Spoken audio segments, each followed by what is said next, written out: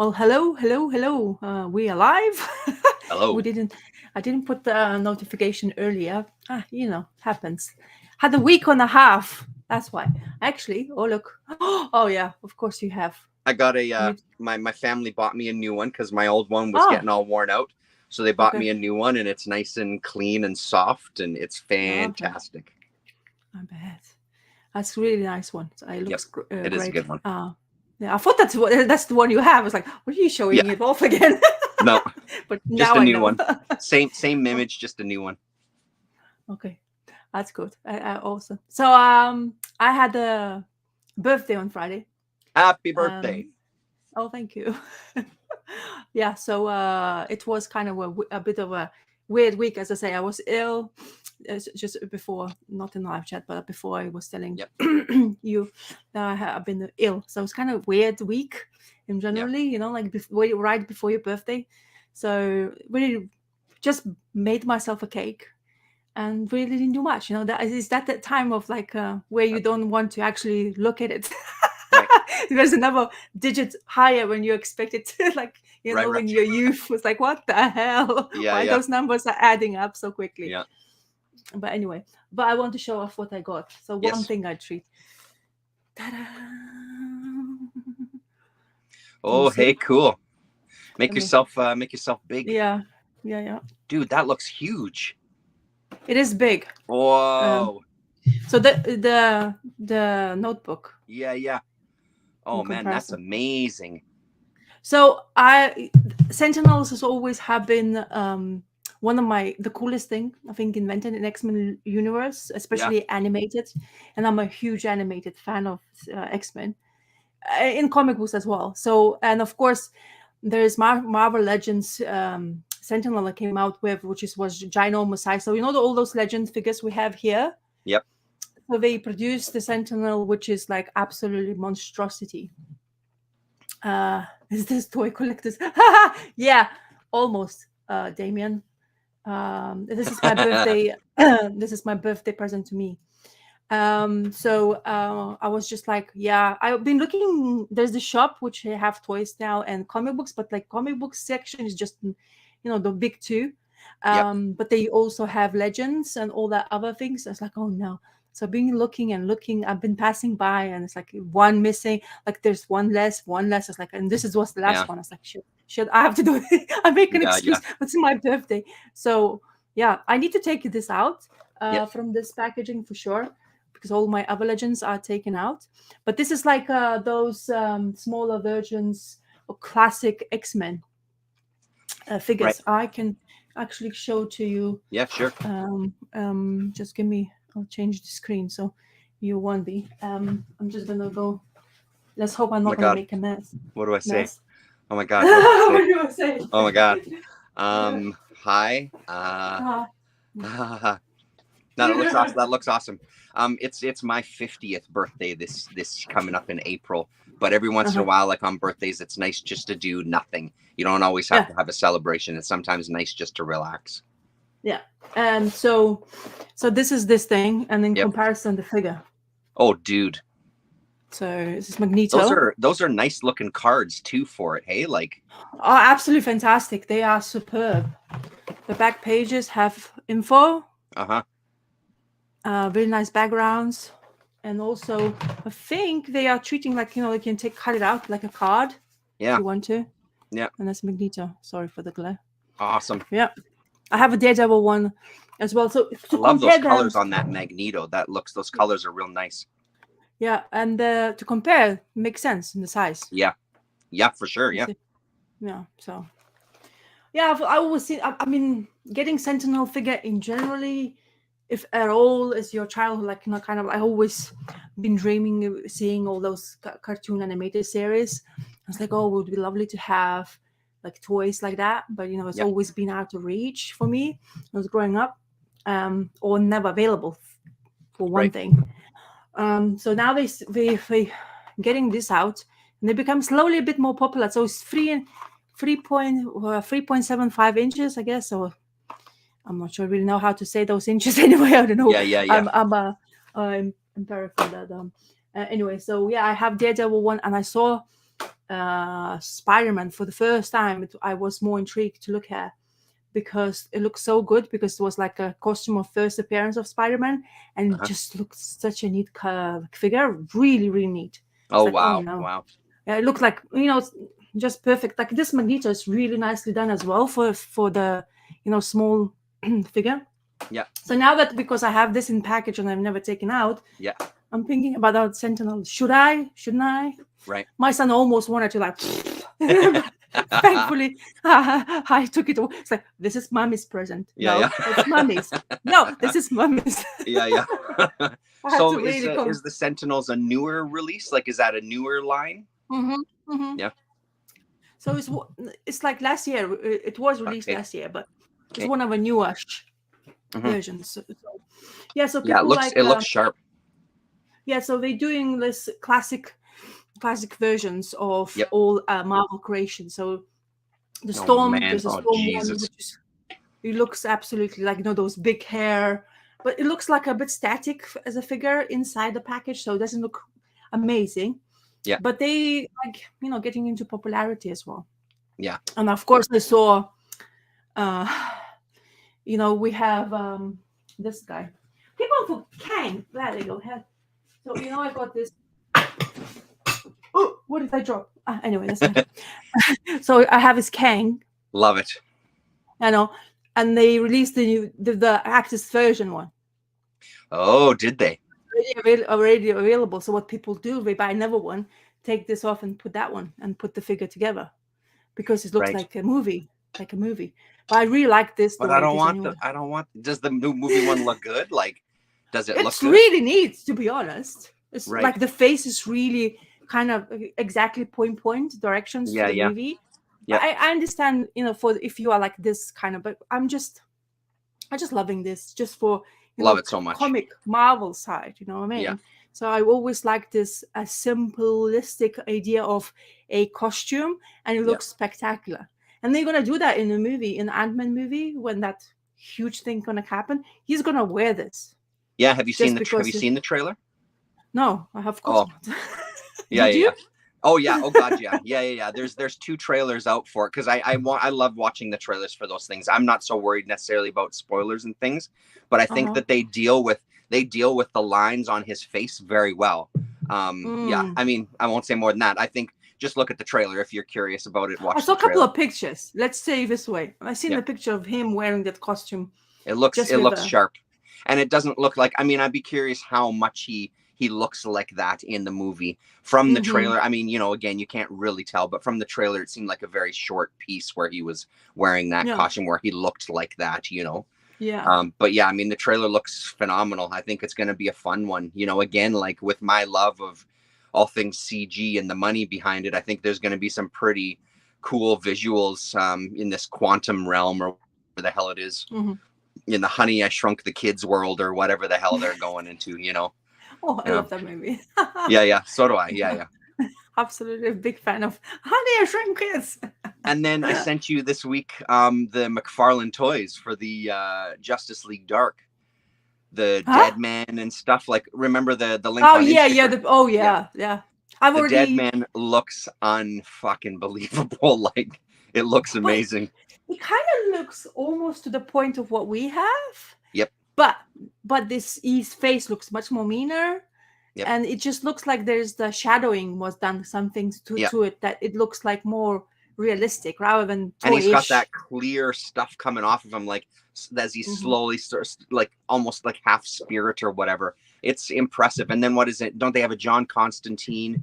They have a Swamp Thing as well too, part of that line. So I mean, again, in the world of toys that I don't have any of, I'm not into that stuff, but it's really hard not to like want to grab some of those, because they would, although I don't have room up there, so that's the one thing that would stop me. There's no more room. I would like the Dead Man is still not out in this part of the pond.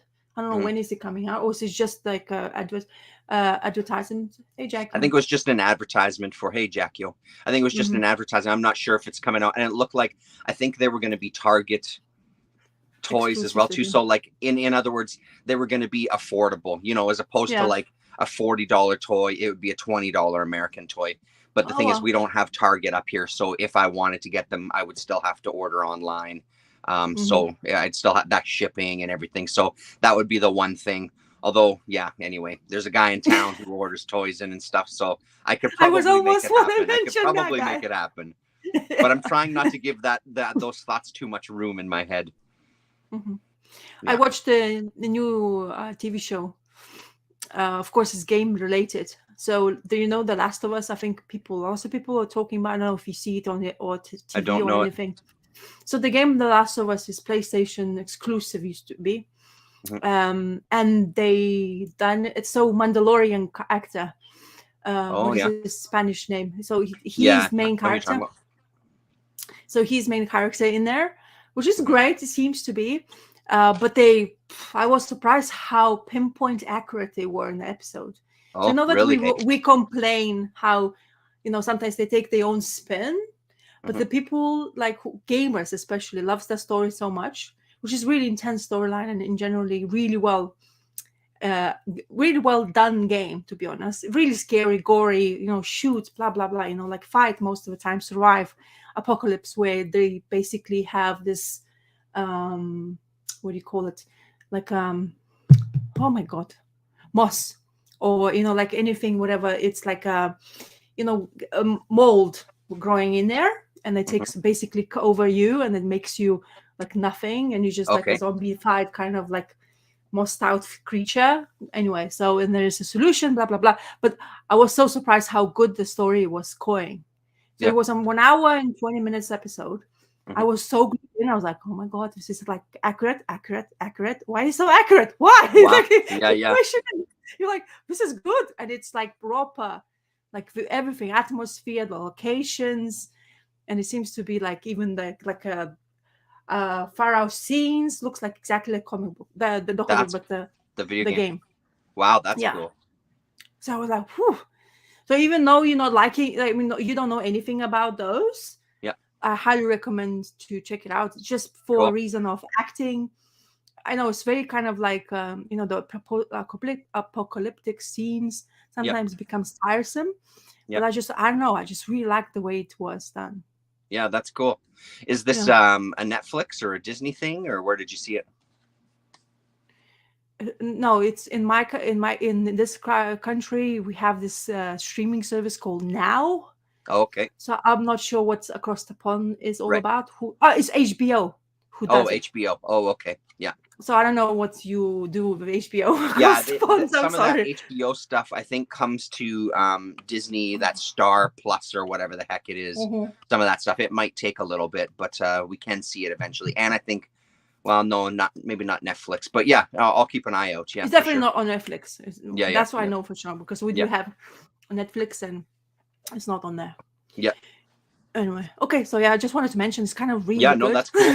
Very This is cool. just a really good, very very well told story so far. Yeah, I got Anyway. into Neon Genesis Evangelion, which is an anime, which is Oh when you yes. when you pick the minds of people who love anime, it's one of the ones that the majority people just rave about and say it's a necessity. So Mhm. there's 26 episodes, and then Mhm. there's a couple of movies. So the 26 episodes, the last 2 episodes, I think the story is they had gotten canceled and they quickly put 2 episodes together to wrap it up. They were never happy with those, so the movie that they released is kind of like ignore the last 2 episodes and watch this movie instead, and that's kind of more what they wanted. Mhm. There was parts of it that were really like 26 episodes is a lot, especially for me. I'm not into watching that much of a series. I'd much rather like 4, 6, 8, that sort of thing. So I Mhm. found it really difficult because there was some real tedious moments for me. But then there were some gems that were just kind of mind blowing.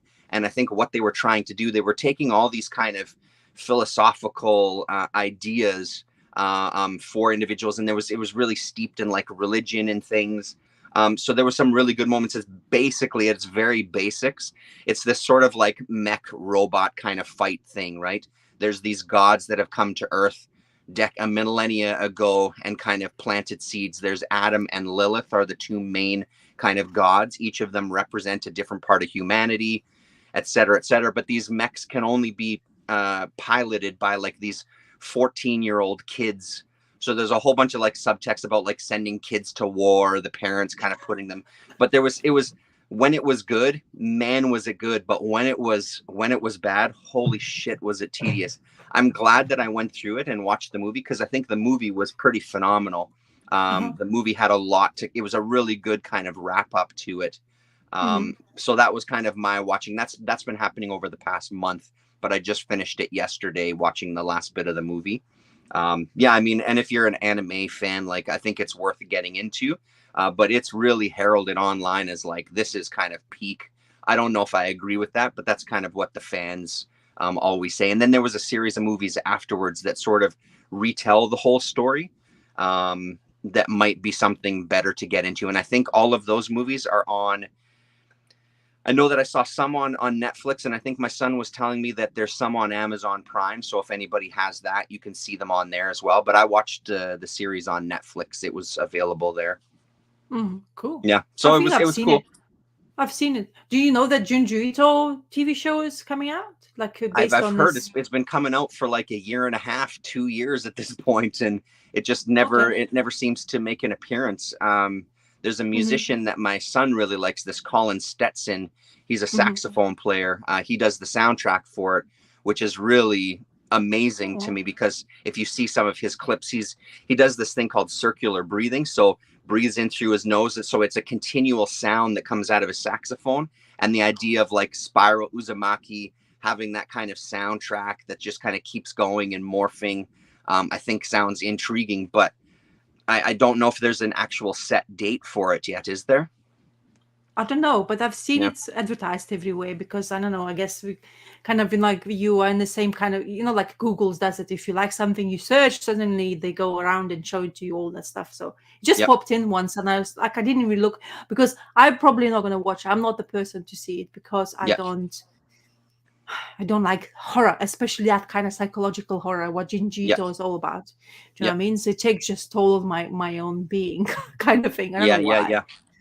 So, So I'm going to I'll definitely watch it when it comes out. And then just another nugget, the guy that does the soundtrack for this one, he also did the soundtrack for the movie Hereditary that I've raved about in the past. So it gives you a kind of sense of like what kind of soundscape you might, if anybody out there knows that movie too. I mean, that's a skill and a half to have to like continuously doing the, because you're at the end of the day, like, even though you close your mouth and you do through your nose breathing, you still kind of stop in the midst while you're doing that. So I guess he has to time so perfectly. But then get this. So we'll go a little to the side so the other thing that happens. So while he's doing the circular breathing, he has this collar on that has a microphone because he vocalizes as well. So he does vocals as well as doing the circular breathing. And he's got contact microphones on the saxophone. So when he's hitting the pads, you're getting this percussive element. So it's all of these things. So he's not only circular breathing, he's sort of singing and vocalizing, and you're getting the sound of the instrument itself. Like, honestly, some of the videos, he has this Adult Swim, which was an anime. I think it's still around. It was a cartoon kind of network. They had a Adult Swim online festival. And if you look out, if you search Adult Swim, Colin Stetson, that performance, there's a couple of performances there that are well worth watching because then you can see him, and it's a huge, we're not talking like just a tenor saxophone, we're talking like a baritone saxophone that he sometimes plays, which is fucking gigantic. So he's got this thing strapped to him and he's just giving her, it's unbelievable to watch, like really, really impressive. Yeah, exactly. Sort of that idea, Damien. Exactly right. Yeah. And saying that, it is animated. Yeah, the visuals, as far as I remember seeing this show. So and they're using, I think, his art in generally to animate it. It's actually quite easy to do so at the moment. Apparently, you can just use a still image and make it work in the background, and suddenly you see it's like a movement. But it's another thing which you have to investigate rather to understand exactly how that works. So. And I think he's heavily involved in the show as well too. So that's another positive Well, thing, that's that good. it's not That's somebody taking exactly. his idea and doing something. Yeah. He's there as a creative force. Yeah. But I mean, Yeah. So still, that doesn't necessarily mean it's going to be fantastic, but it gives me more hope anyway. mhm. Cool. Okay, Yep. so we're done with that. Sorry for boring to Yeah. some people who's not into that kind of crap. Right, But right. that's part of it, okay? This is our therapy, okay? That's why Yeah. my chat always calls this. It's in generalized therapy section for Right. both of us. Maybe for me more than you, I guess. But Yeah. you never know. So yeah, we're ready to talk comics, I guess. Yeah, sure. Okay, so show off you Oh, me something first? what Okay. you, Um, if you don't mind. If you no, don't I don't mind. mind. I'll kind of put I'll put three into one because I don't have a Okay. ton to say about each of them. Okay. So for those of you who follow me on social media, like on Twitter, I keep forgetting the name, which is why I'm going to keep looking over here. Silver Sprocket is a comic shop in San Francisco that they recently suffered a flood, and they put a call out to some of their patrons who live in the area, and apparently a bunch of people came to help them move things out of the basement and try to rescue as much of the stuff as possible. So they I posted about it. I think Chaos and Comics posted about it too. And they also kind of put the call out like, hey, if there's anything you ever wanted to get from us, we would appreciate, now would be a great time. So I got 3 books. They sent me some stickers. They sent me some other stuff. I got the latest Fun Girl, You Are Revolting. It's a single issue, and it's beautiful. I don't know if you can see all that on the top there. I'll take it out of here. And I mean, again, like I don't have a ton to say about it because it's fucking hilarious. It's Fun Girl. You know my love for Fun Girl. You've read the Free Comic Book Day as well. Oh yes, for sure. It's more of the same. It's still great art. It's still for real, laugh out loud funny. This one has some bizarre, almost sci-fi sort of dreamy quality to it that also works. And then along the bottom, you get this kind of one little image story that goes along as she finds this sort of this love robot. Let's just say that. And it's just really, really good. So there's some more of the pages and stuff. Oh my god. It's so funny. I love Fun Girl. I could use Elizabeth Pick is the name there, just in case I didn't say it. It's one of those, again, keep them coming. I will buy it every single time. It's so enjoyable. What did I do with that? Let's put that up there. The other thing that I got, Ryan Alves, something called Mustache. And on the back, Ryan Carey, 4-Color Apocalypse, gives a kind of shout out to this one. So it's again in the world of satirizing characters. This Ryan Alves take on Batman, and one of he puts on a fake mustache because he figures like, well, I've only got this cowl that covers to here. People are going to recognize me. So he puts on a fake mustache to complete his disguise. It's pretty entertaining. It's pretty dark. It's no Dream of the Bat, which I think by Josh Simmons and Keck. What the heck is his first name? I can't remember his first name. That one is head and shoulders above this, but this is still very, very entertaining in its kind of absurdity. And you get some pretty great scratchy kind of art, and it's this sort of magazine size as well too. So it's fun. I'm really glad I gave it a shot. And then finally, for the books that I got there, I'll take this one out of the bag as well too. This is an artist that I was familiar with from the Reptile House anthology. She had a story in there, and then she also did a calendar. Ryan Carey on his Patreon. Actually, the day after I got this in the mail and read it, he did a review of this one on his Patreon. And it's amazing. She is an incredible artist. Tia Roxac, Roxac, I think is how you pronounce the last name. It's hard to read it there, but that's her name at the bottom there. So it's the Glass Chamber #0, and it's filled with short stories, including the one that appears in Reptile House. It is stunning art. It is gorgeous. Page after page. really beautiful. The paper quality is gorgeous. Like, look at this. She sort of has this almost David Cronenberg body horror type of thing going on in her story. Honestly, read Ryan Carey's. I think you can access some of his posts for free. He puts it. He does a much better job than I could at kind of talking about this book. But I'm in complete agreement with him. She really feels like a talent that I'll be careful with what I'm showing here.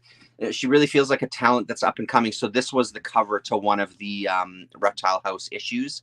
And then she had a story. I think it's this story here too that appears in there. But I love this book. I finished reading it and I kind of flipped through it again a couple of times because the coloring is beautiful. Everything about this is gorgeous. So I really hope that she ends up doing a boatload more comics, because it's really stunning.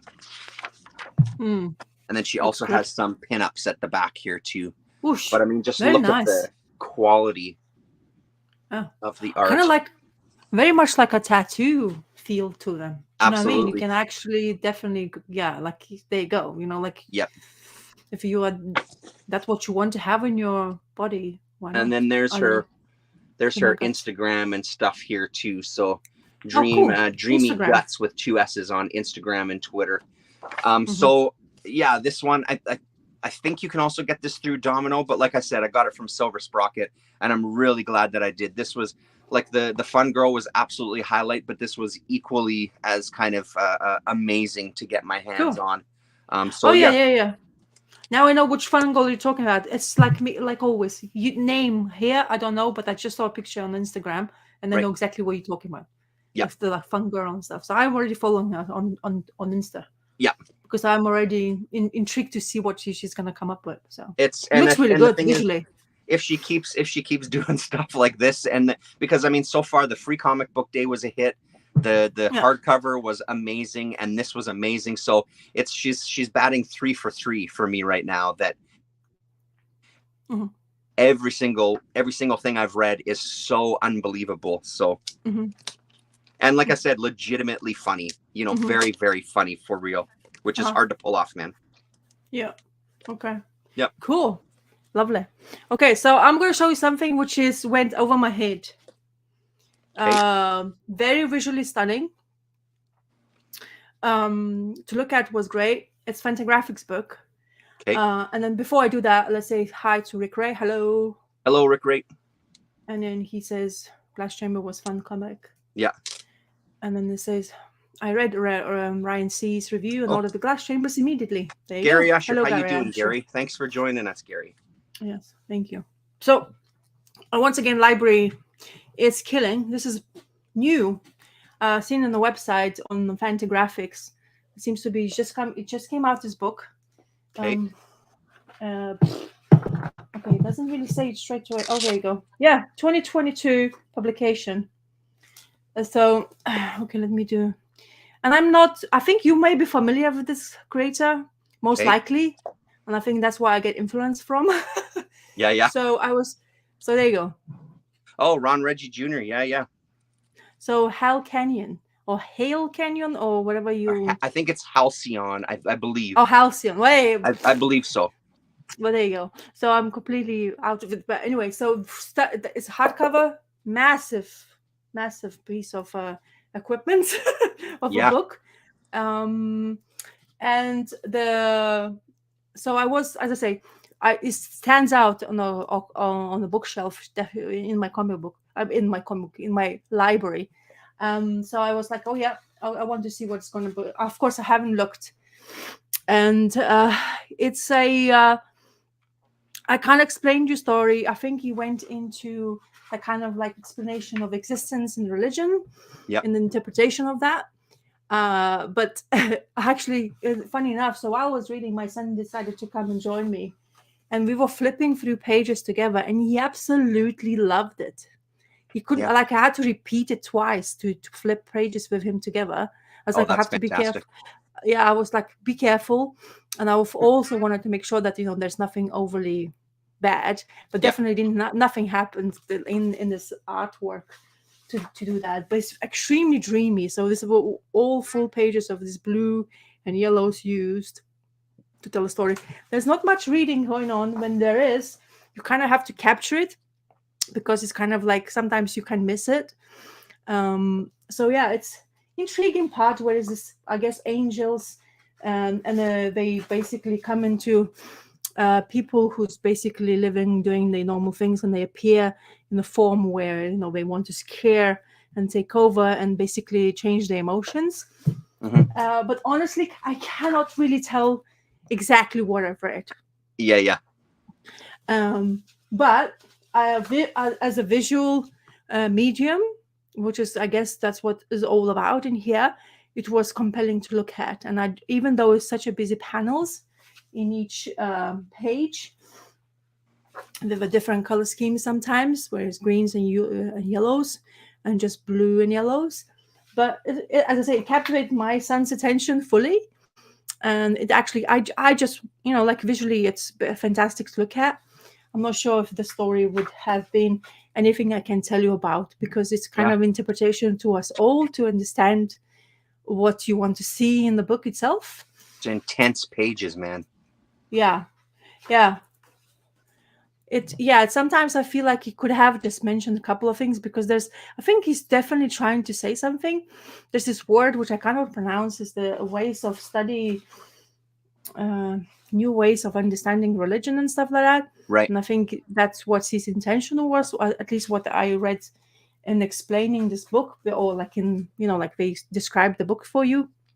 And that's you can see there is some kind of capturing words, but it's usually it's kind of up to you to kind of take this in. But as I say, honestly, to look like flipping page through page, it does tell a story, but I think we get lost to understand, because it's kind of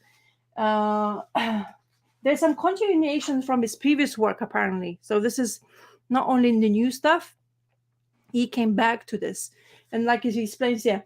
Note in the pages 140 and 143 on my Cartoon Utopia, which was the first publication apparently, takes place between this page and then the next.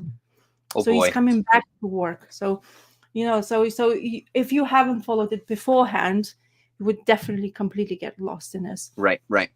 And that's what happens to me. But I was so intrigued to see my son's, because he has this lovely cartoonish style. To be honest, the characters don't look absolutely evil. There are sometimes like where it's kind of moments, maybe a little bit of scariness, but he loved I think he really likes visuals, like movements and stuff. And those blue panels were one of his favorites. Like in here, there was a little bit like screeching and screaming and bumping, but he was like, I was just mindful to see, anything too much for my son. But he was like I just want to see it again, and then we were flipping again. So I was like, intriguing, and especially definitely some colors for him to respond to, for sure. Yeah, and this like walking mountains, and he was trying. Oh look, he's chasing, chase. So he's like saying that to me as well. So yeah, that was a good moment, and I like that kind of moments with my son, especially if that means like a book time. You know what I mean, between two of us, especially because he sees me reading quite a few things, which I always go to the library, and I always pick a stack, and he's like, okay, and you kind of more and more now, because it's become kind of like a thing for us to do as a family. You know what I mean? So he gets the time to go to library as well.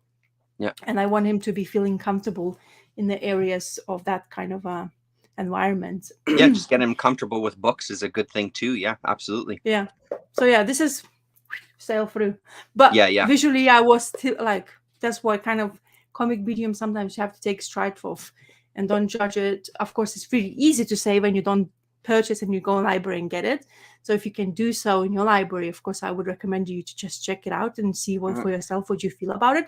But as a visual medium, is definitely, I really enjoyed it. It's really busy panels, kind of difficult, like non-linear lines. So it's like only one side of like it doesn't play with a weight of a line. You know what I mean? But it's what he's kind of been doing, I guess, because I've seen his other work and seems to be very similar to what it is. Yeah. So are you familiar with him? I know the name and I know his art. I haven't ever read anything by Ron Reggie Jr., but I'm very familiar with his style for sure. Yeah. So yeah, it's the this book definitely going to stand out anywhere in a bookshelf because it's Absolutely. massive size and Mhm. it looks great. And then Fantagraphics book bounds the books really well, so Yeah, they sure as hell do. Yeah. they do justice for sure. If you they produce something, it seems to be so Yep. far no brainer. It seems to be all the stuff they do is some very good quality as well. Totally. Well, we got my son the Sun Ra book that they did for Christmas. So they Mm-hmm. did Sun Ra, the jazz musician. They did a compilation of all his covers of their because they were pressing their own albums and doing their own artwork and community people in the community, even kids were doing album cover artwork. So Fantagraphics did a really nice oversized book that collects all the stuff, Mm-hmm. or most of it anyway, because they did hundreds of self releases. And it's again Fantagraphics, it's enormous, but it's put together so beautifully. Like you can lay it flat, and the binding is really good, and it's just gorgeous. So it's on my me and my son looked at it that night. We sat and just kind of flipped page to page. They do just such a bang up job at this point. It's Mm-hmm. they've got really good printers and really good binders and really good relationships with people, obviously. So which is Yeah, benefit for us. exactly, for sure. So Um, I got your two turn. library books. Oh. One that I'll just kind of quickly mention because Mm-hmm. I talked about it in detail last week. My daughter and I finished The Nameless Yeah, yeah. City. So there Mm-hmm. was 3 books. So this is book number 3. Mm-hmm. So good, so good, so good. Um, Cool. yeah, we love this. I would strongly recommend this. This is Mm-hmm. a fantastic trilogy. I think it really wraps up nicely. You get nice closure. You get a little bit of there's a little bit of room to explore more stories if she decides to ever revisit the world. I felt satisfied by the end of it. Like I didn't feel like we were let down or anything. Like a really Cool. tight 3 issues or 3 books rather. And Lillian loved it as well. I mean, we read this in one sitting. We just read the entire volume in one sitting. So it's just so good, man. There's so much here. There's so many interesting ideas. There's so many really well written characters. Mm-hmm. Every single one of them has a history that you can feel. Highly recommended. Again, it's more to kind of the YA area line Mm-hmm. of things, but Mm-hmm. I would recommend checking it out Okay. for sure. So that was a really nice kind of finish. Mm-hmm. And I have the second volume coming from the library, but I dug into Captain Harlock, the classic collection. This is volume 1. Mm-hmm. There we go this way. Leiji Mm-hmm. Matsumoto. And this is Oh. from 1970. Oops, wrong side. Mm-hmm. 1977, I believe, is when this originally came out. Yes. Originally published in Japan, 1977. And then this volume is 2016. It collects 16 issues, plus then you get an extra story at the end. Boy, oh boy, did I love this even more than I thought I would. So the human race, there's an orb that's landed on the planet Uh-huh. that's causing some stirring with people, but unfortunately not enough people. One of the people we get introduced to hiding under the covers and not wanting to deal with it is Mm-hmm. a president. I don't remember if it was president or prime minister, but an elected official leader who doesn't want Mm-hmm. to deal with it. So there's this so right out of the gate, we get this kind of story that talks about humanity not wanting to fight anymore, not and just willing to they're just not willing to kind of challenge themselves, and they're willing to give in so quickly. So there's this whole kind of politics conversation that goes on. Our main character, his father is a scientist that's been kind of foretelling these visitations, and it's a group of beings called the Mazons, Mazon.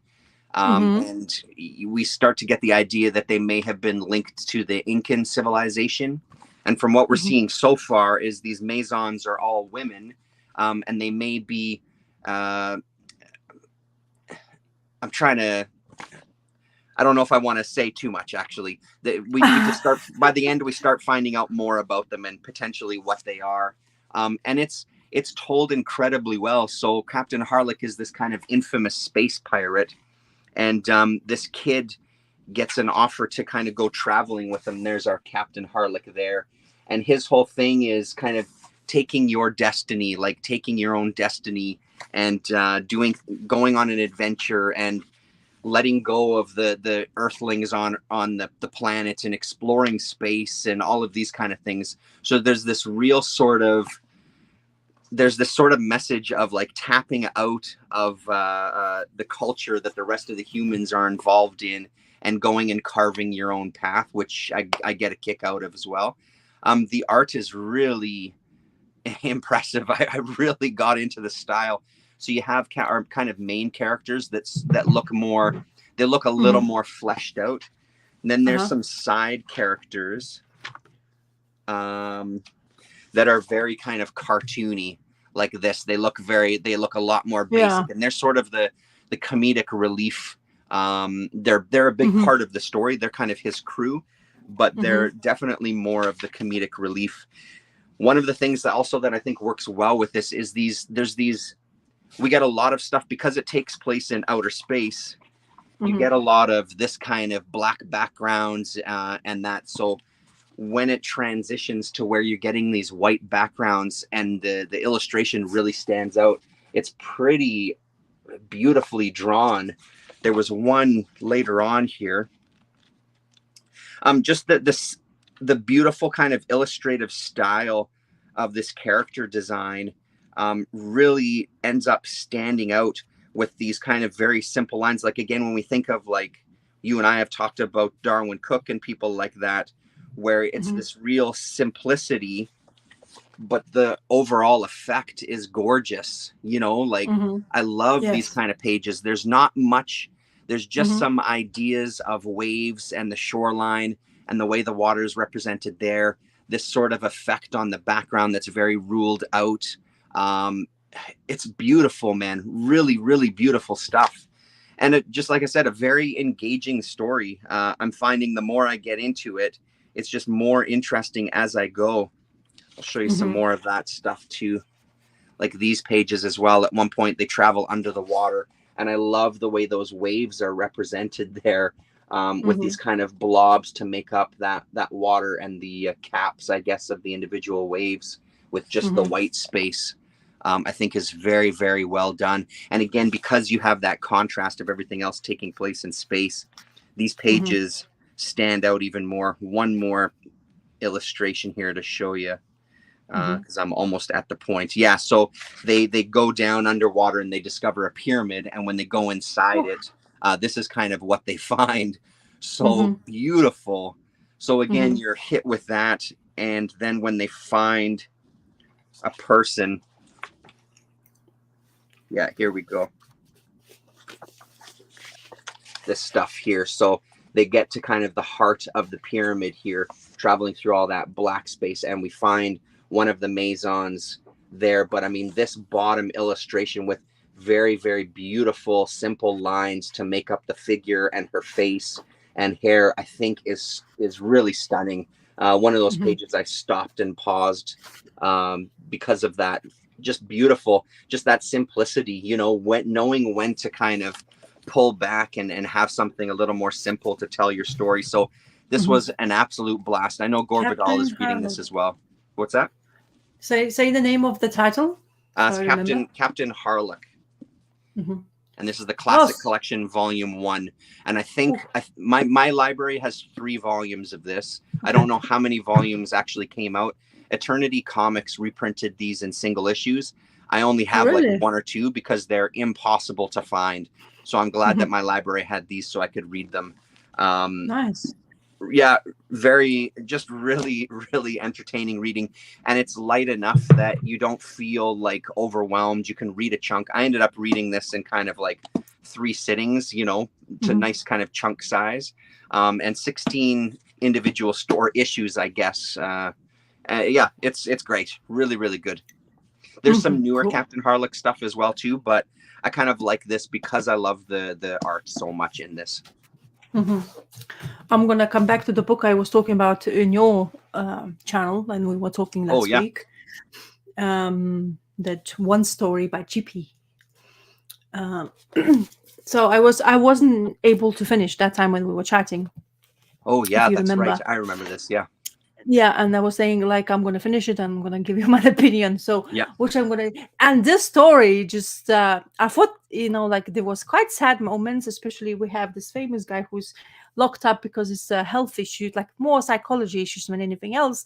And his fascination with his grandfather to a point of kind of obsession, or great grandfather even.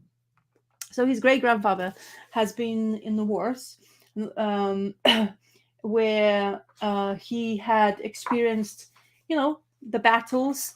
And this is just the beginning of the story, which I read already, which it has those beautiful watercolors. And this Yeah. Really book nice. screams so beautifully when it comes to watercolors, because this emotion here, it just represents anything and everything in the same time, where the person's, like his mind is not present, what I mean. Right. So he's struggling with daily subjects and stuff like that. So, but then, like I said, it's kind of divided in a couple of stories as well, but it all entails the life of great grandfathers and his wars experience, and how he wrote this magnificent letter where he was basically sent off with his one of the mates, saying like, "Oh, do you want me to say a prayer with you? Or do you have a pencil?" And he writes this story before they've been taken to a place where basically to die. Like the 5 minutes later, you would be dead, because it's a location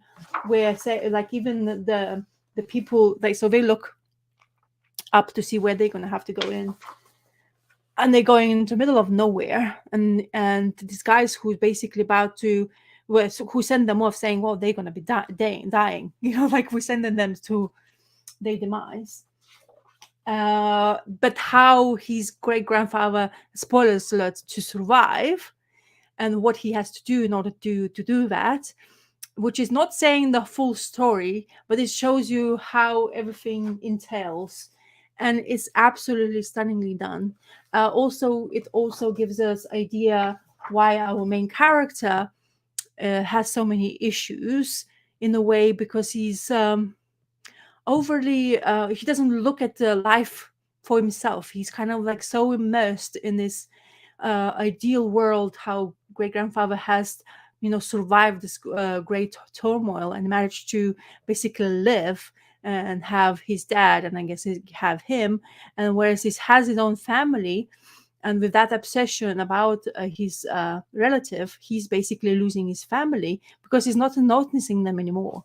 By sitting down with and they're one of the best pages, by the way, for me, are these two, which is showing you snowy time, which is to do that in watercolor. Oh, bloody splendid! The guy is absolutely ridiculous with that when it comes to that, in my opinion. And also now he shows the story, and we find out that he actually has a daughter who feels absolutely not. She doesn't know her dad anymore.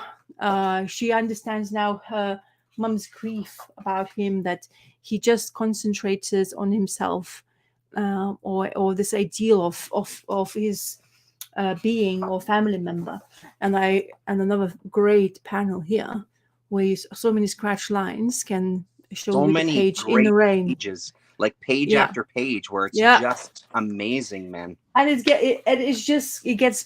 really good. It gets really, like, like the moments of the basically his daughter talking to her husband about her father, and the husband is trying, like, he's not well, blah blah blah, but she's like, "I know why my mom left him. I know how horrible he is. He's just not here with us. He's not interested in me. He's just interested in somebody who's already been dead for a while." And the moments of his decision, the great grandfather's decision in that place, where he's a moment of his fascination or points of direction is this tree. And it's saying, like, and also he's been telling, so they about to get attacked, and the tree is not being damaged. So like, he just doesn't understand, how is that possible? Everything is being put to pieces to one linear point, like, everything has been destroyed around you, and this tree is still standing. So they were kind of like hiding behind and stuff like that, behind trees, but then they jumped into this, what is trench they were digging out and stuff, and how he was managing to survive. So, and the one really great moment, which is of course a bit of a spoiler, but it's like it's not really, is the great grandfather's coming back home, and look at that page. Yeah, beautiful. You see that, yeah, and then he's like, and that's just the end of the book, but it tells you what, he's coming back home. He managed to survive.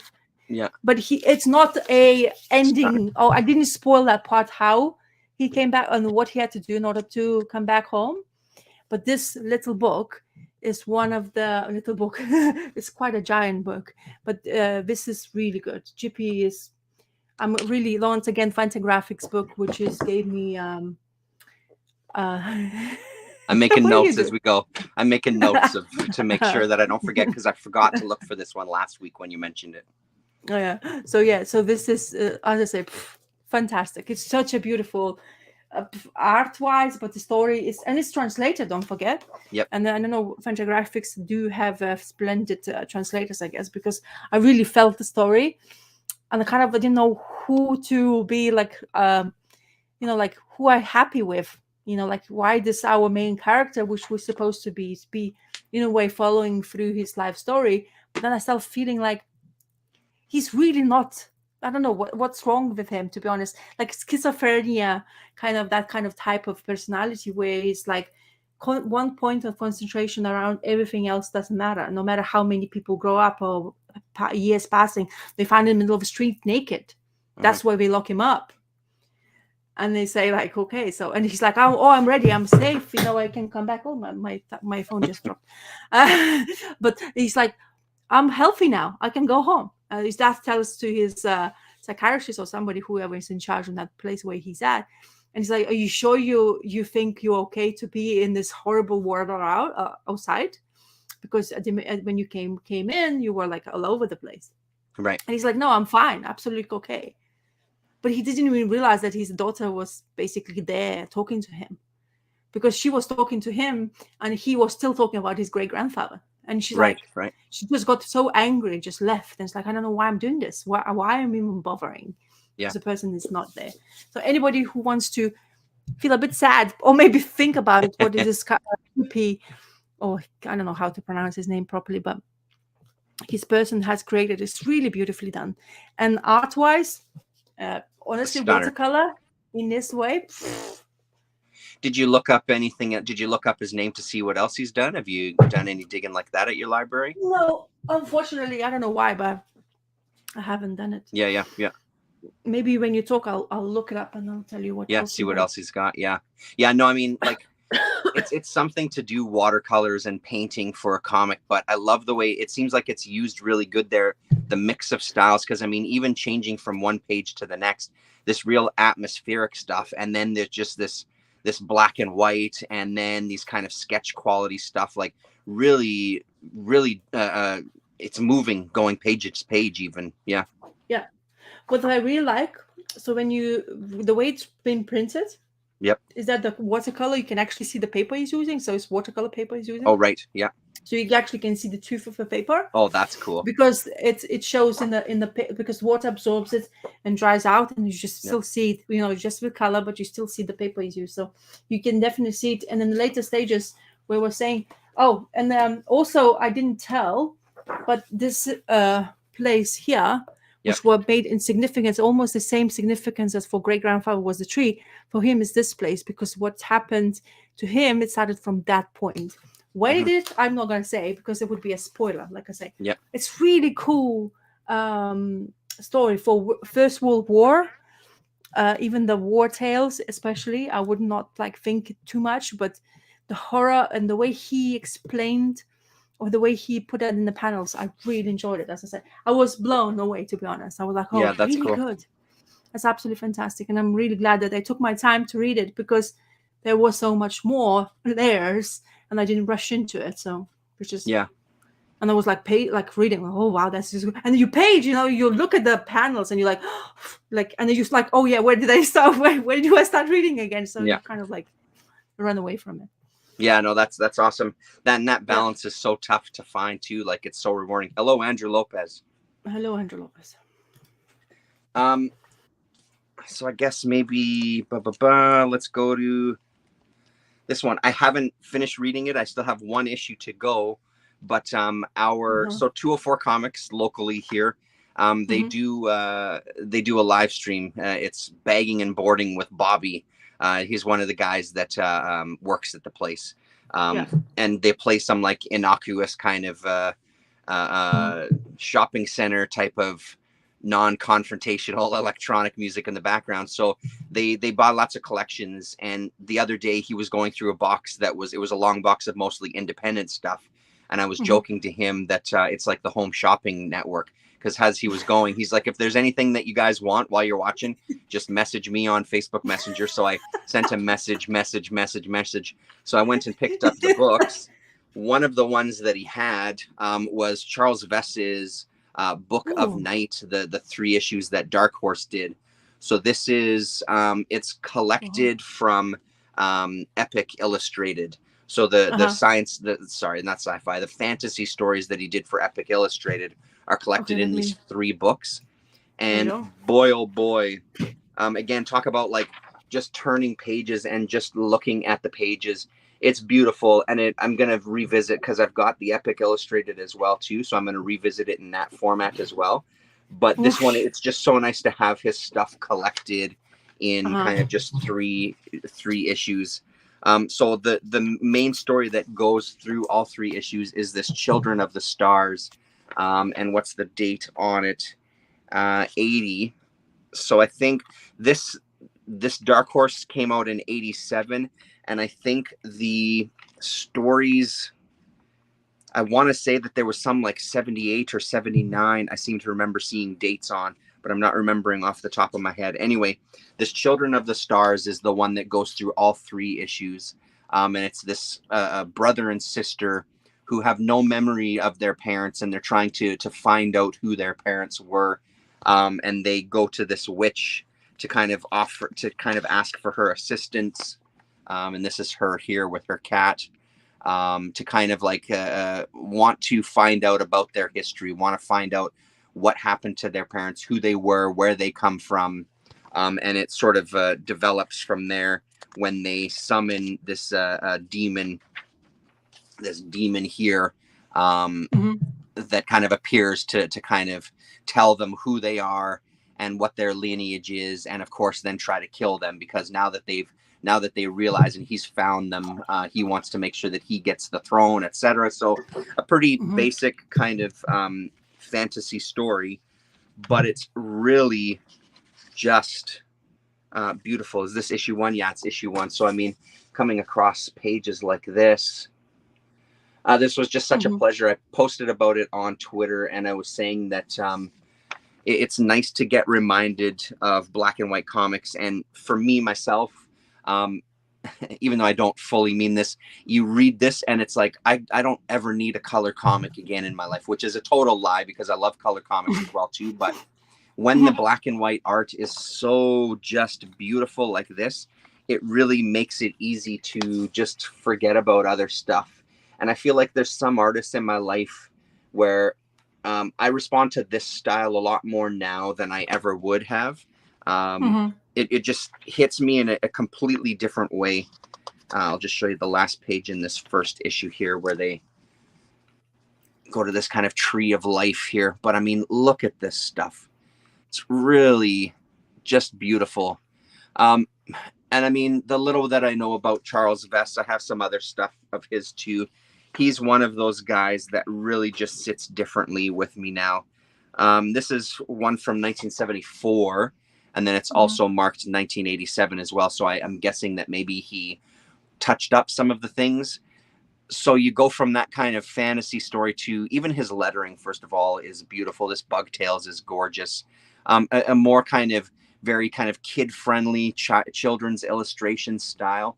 Still beautifully done, but you can tell it almost feels like a different hand on it, especially with some of these characters. This Moon character that gets captured here is very unique. So these were a total blast to go through. Each issue has about 3 or 4 stories. This first one has 3 stories.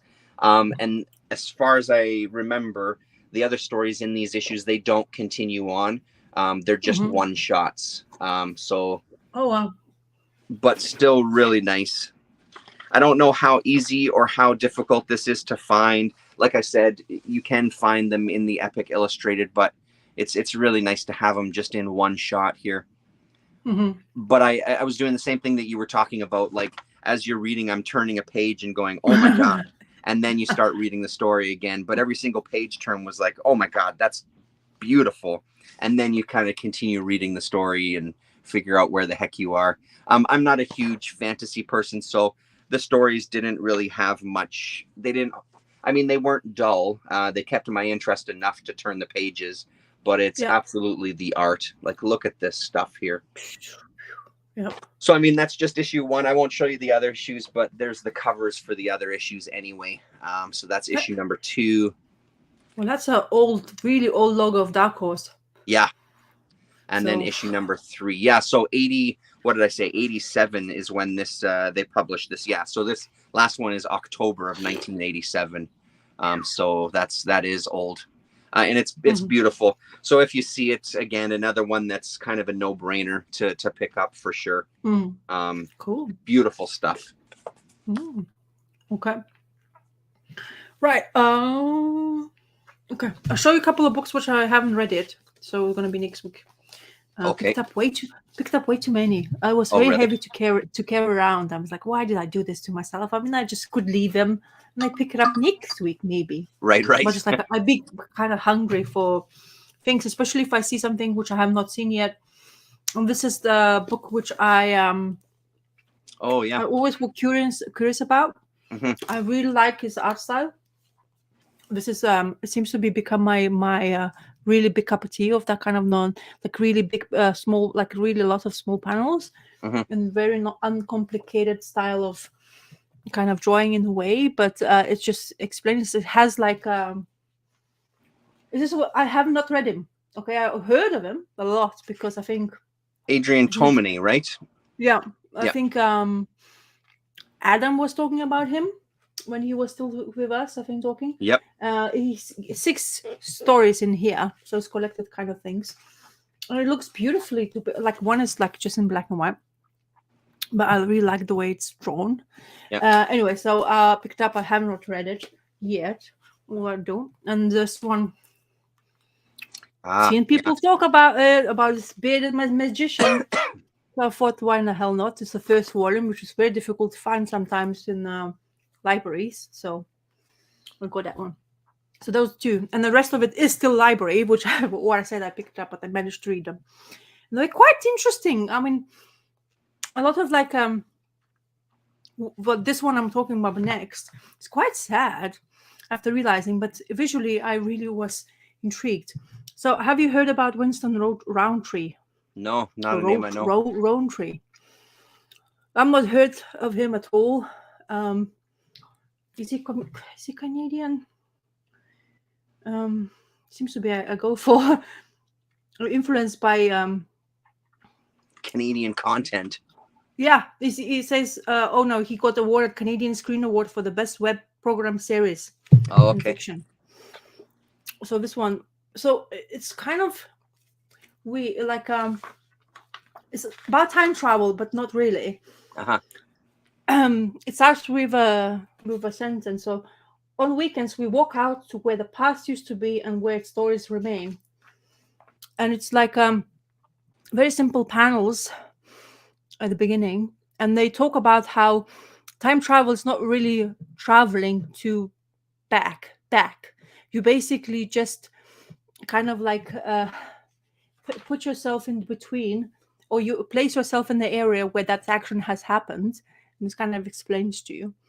And you basically just like turn the pages, and you end up being in there as they can't see you, you just become like an absorber.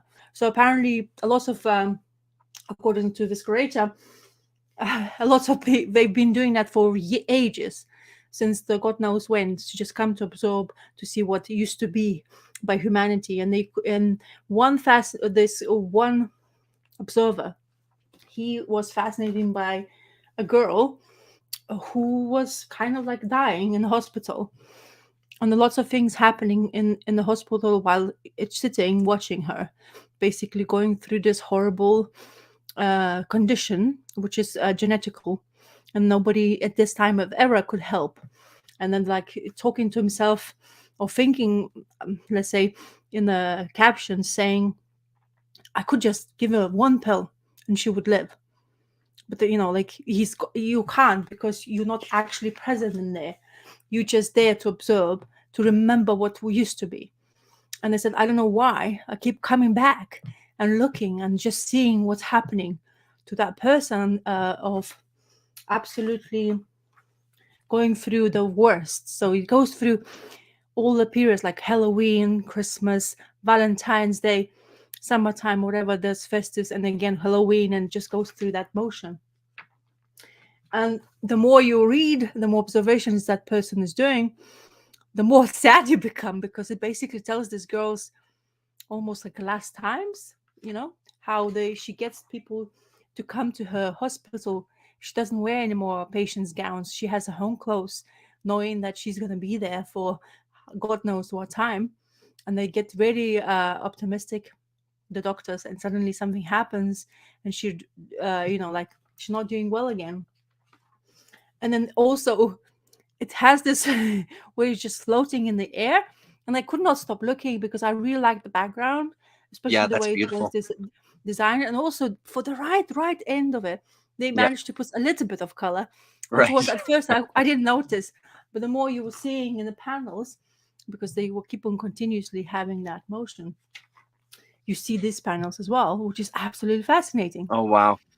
And I think that's what really drew me more into this, even though the story I was reading was kind of trying to starting to a little bit upset me more and more, because knowing how, okay, one thing, she was lucky to have so many people coming and visiting her all the time, not being alone, but she's being brave, and she's not kind of showing her emotions Mm-hmm. to them, and then like pretending on almost to the point where she's just dealing with it, hopefully she'll get out. But knowing the back of the head of everybody, even though her family members, they're just putting the smile face on on them. So in order to just go to the hospital, cheer her, kind of like or try to cheer her up and stuff like that. So, and it's just like continuously doing that, and it's beautifully, and it's just, while observing and while thinking out loud, she's like, or I don't know if she or he or it was trying to basically starting to get angry, because why nobody's doing anything about it, kind of like, do something, don't become norm, this is not good, she Right. is struggling, she is proper, like not doing well and having to deal with the situation. And then you see the empty hospital corridor, and you're like, oh, is she's dead already?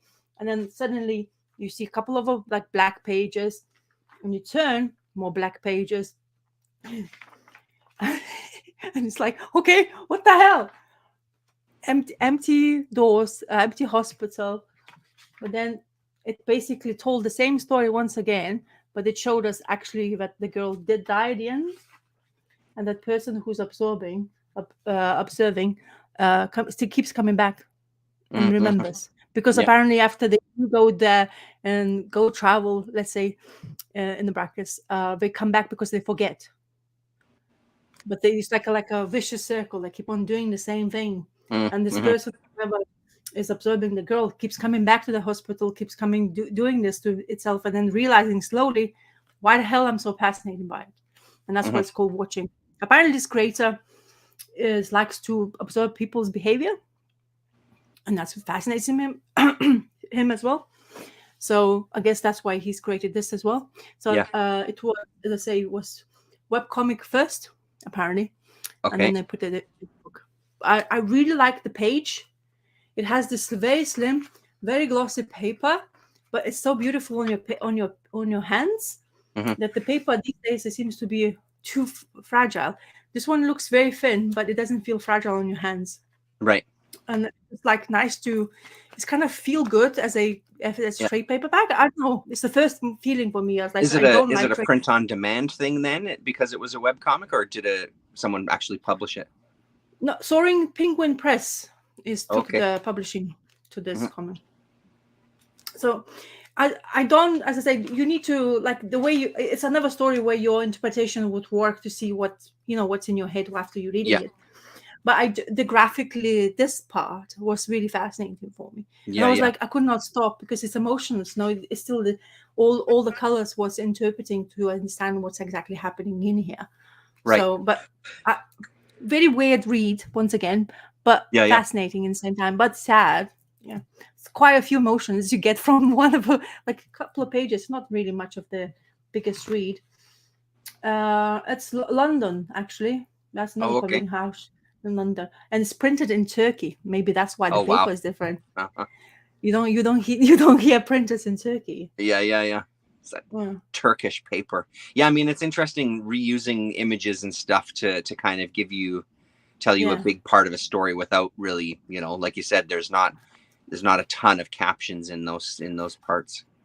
At the back of my head, I was thinking every single time I was reading, the person observing the girl in the hospital, wasn't she who was observing herself? Right, Because they do right. forget themselves, and Yeah. they keep on talking about time travel. And it, of course, it's not saying that, but I couldn't help myself thinking, always like through pages.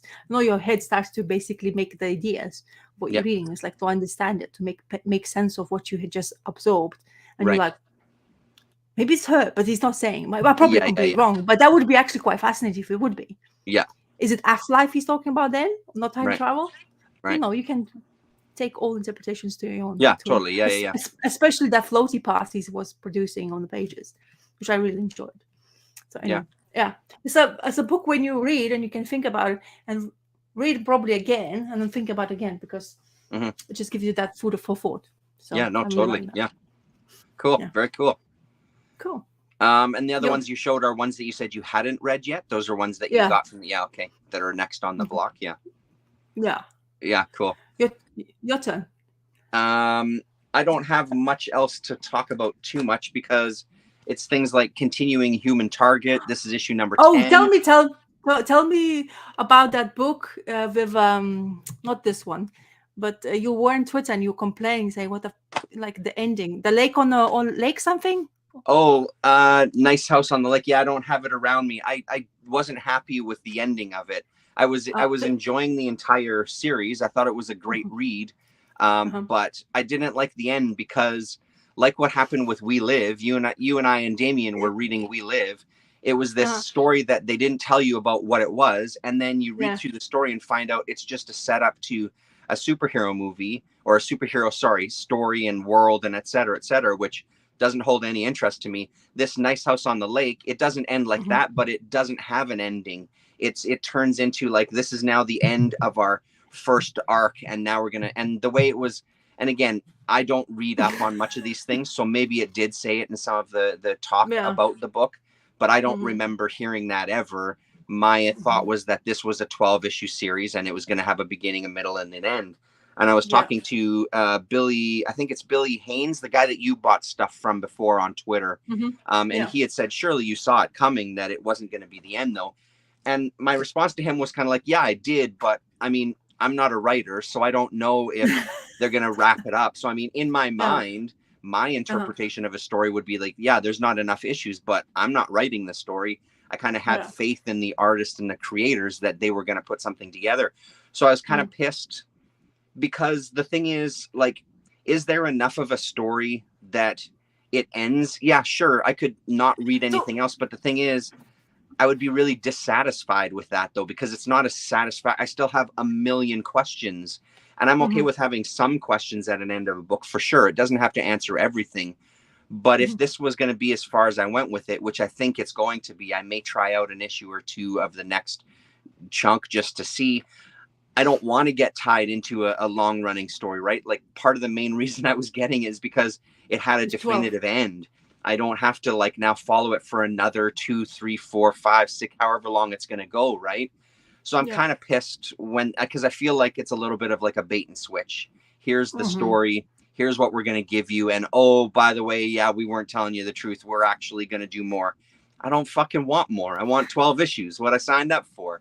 Because it took a long time for those 12 issues to come out as well, like a good year and a half at this point, I think, because there was a number of breaks throughout it, which, again, I was fine with those breaks knowing that it was going to end. But now feeling like this, I kind of like, and the more I sit with it since last week, the less kind of impressed I am with it, to be honest. It was a good read. There was a lot there. There was a lot going on. It's just not enough to kind of have closure. So it's kind of teetering on that block of like, do I now just sell this whole thing or do I hold on to it? I'm sort of leaning towards like, I kind of just want it gone if that's the case. Because again, I don't want to invest in a long running story. I just don't have interest in that as much these days. I'm not opposed to the idea, but personally, I just don't really want to get a new comic that's going to go on forever or potentially go on forever. Why I'm interested in so much, because I read the first issue. So the gist of the first issue is this rich guy asks his friends to come in one place. He has everything sorted for them for foreseeable future. And somehow they see this on the television. There's something horrible happens. Yeah. So that in generally would say could be at the beginning or the end of the comic book already, because you already have that happened to something, and you only have a couple of people of survivors. That's right. Who are placed in a location where they really didn't want to be, but they had this mate who was fascinating because he was so rich. It's almost like, like I don't know if you have watched that Glass Knives or whatever, that recent movie Netflix came out with. No.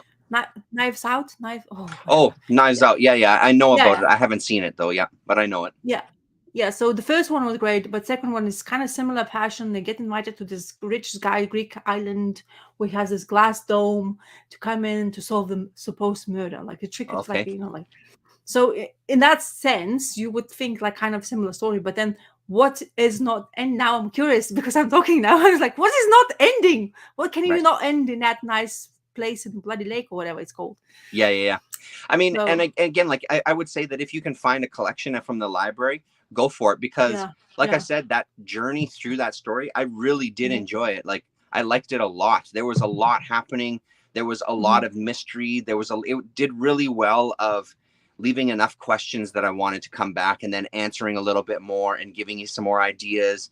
And yes, there's a lot of characters to keep track of, that sometimes it gets a little challenging, but I found that I remembered them enough that it didn't really matter if I didn't remember some details. He did good at kind of retelling the important parts of the characters.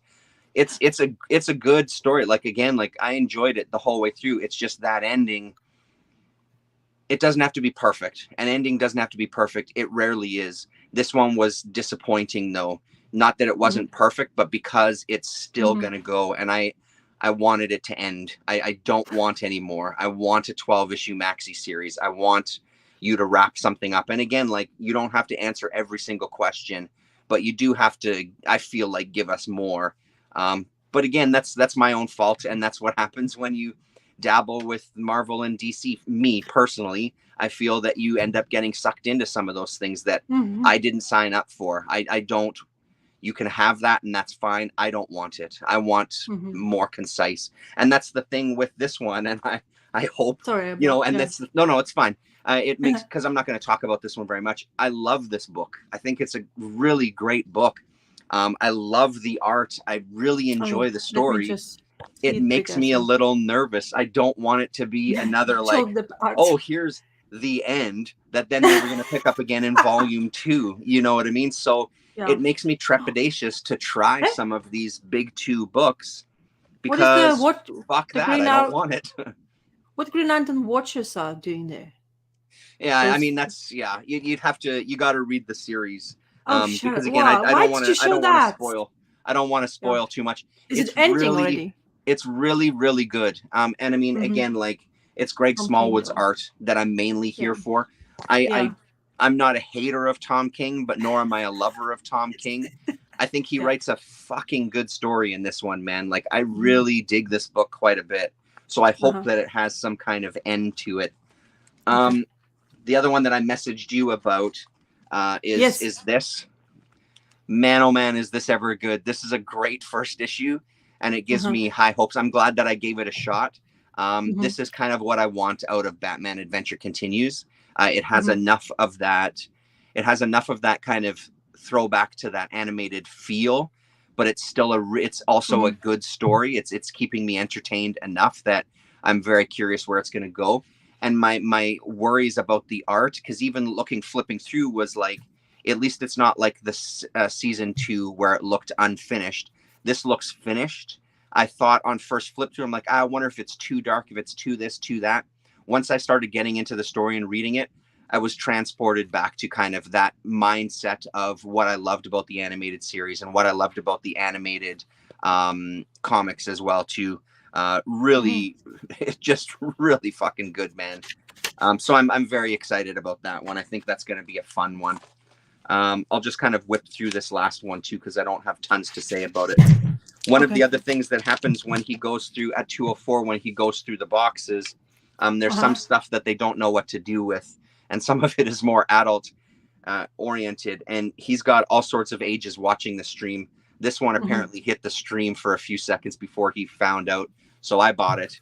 It's issue number 5 of Bizarre Sex with a Richard Corbin cover. Whoosh. Yeah. Look at that graphic. It's amazing. Beautiful, beautiful art. What they hugging? Sorry, what they hugging? What is the hugging thing? What are they hugging? What do you think it is? A one-eyed trouser snake. No. Okay, now I got it. Thanks. Yeah. So these are always fun. It's got an Omaha, the Cat Dancer story in here, which I do enjoy. I get a kick out of Omaha stories. That one is just the right amount of sexy as well too, which if you're going to be into furries, you may as well get into it the whole way. The really nice surprise for me, first of all, this as well, Titula, that I've seen before. I love this style. Let me see if I can remember the artist's name is Harry Buckins, Buckins. I've seen some art of Harry Buckins before, and I really, really like the style quite a bit. I don't know what else he's done. He's appeared a few times in some of these kind of undergrounds. The surprise to me was getting one of my favorites, Charles Dallas, doing a short kind of 3 or 4 page called Fat Lips Fetish. And it's more kind of comedic. But I love Charles Dallas, I think, is one of the unsung talents of underground comics that just doesn't get enough love. His style is amazing, especially when you look at stuff like this. Like, it's beautiful. As bizarre as it is, there's something so intriguing about his black and white art that I really, really love. So I'm very glad that this popped up in there. I don't have the entire. Sorry, what? Is it trying to whistle there in that panel? No, he's doing blah blah blah blah. Big hands, fat lips. Big hands, fat lips. Show now, and then he just starts doing this. Blah, blah, blah, and she gets freaked out and gets the hell out of there, kind of thing. So it's a really silly. It's a silly kind of story. And then we get Big Marvy's tips on tooth care. So Cruz, Howard Cruz. And it's about using jizz to brush your teeth with, and the benefits of that to fight off tooth decay. So Howard Cruz is fantastic. He's really funny. I love his kind of so-called Bigfoot style of cartooning. So Bizarre Sexes, it's a good one. It's not an anthology that I find that often because I'm missing quite a few issues. I see stuff like this a lot more than you see these ones. So it was good to kind of, because he had a small stack of books. He's like, I don't know what the hell to do with these. And I'm like, those sound like ones I need to come down and check out. And I bought a small stack of stuff, and they weren't all adult stuff. Some of it was just Fantagraphics stuff, like this Hugo, which was a Fantagraphics title that they just don't know what to do with. Mr. A from Steve Ditko, again, not adults. They just don't know what to do with. So I got them for like a couple of bucks a pop, right? So really? Because it's just going to sit there and there's nobody else that's going to buy it. So I got to just make it a habit of kind of reminding them, like, hey, when you don't know what to do with it, call me. I will take them off your hands gladly, you know? So yeah. I was just thinking what your family will do with Yeah. your bizarre stuff. Yeah. Well, luckily they know about it. I was reading this one upstairs, and my wife was there, and I'm kind of laughing. She's like, "What are you laughing about?" And I show her, and she's like, "Oh, Jesus Christ!" I'm like, "Yeah, that's just, you know." Yeah, so they're well aware of my filthy comics in the bins here. Star-Lord My lord. 777. Hello. 7. Yeah, so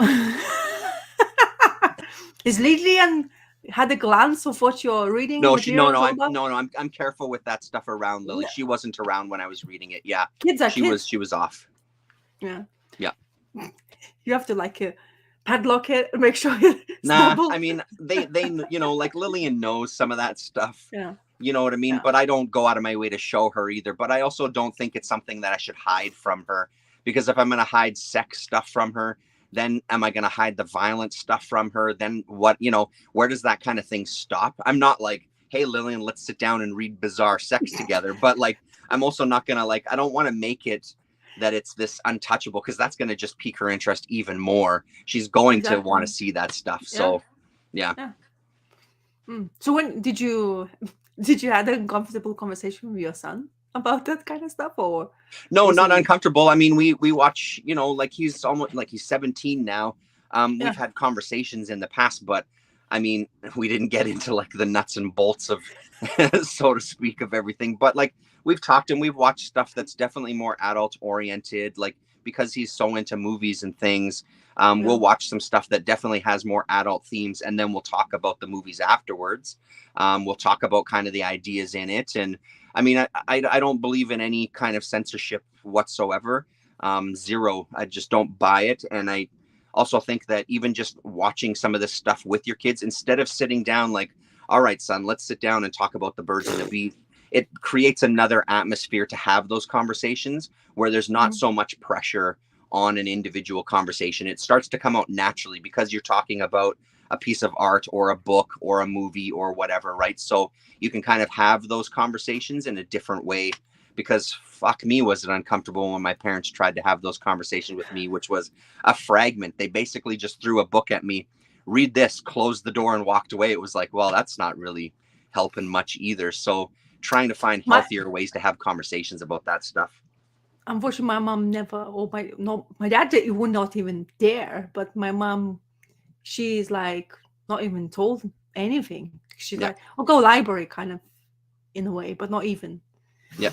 So yeah, that was kind of awkward. And generally, my mom, very old school. My dad completely doesn't know, feel absolutely uncomfortable about anything. So now, because of the times changing, so I you know, you see those clips on Instagram or some Twitter saying, good luck with explaining exactly gender. Whatever's happening to which bee and bear, or you know, like that kind of stuff, because I'm confused.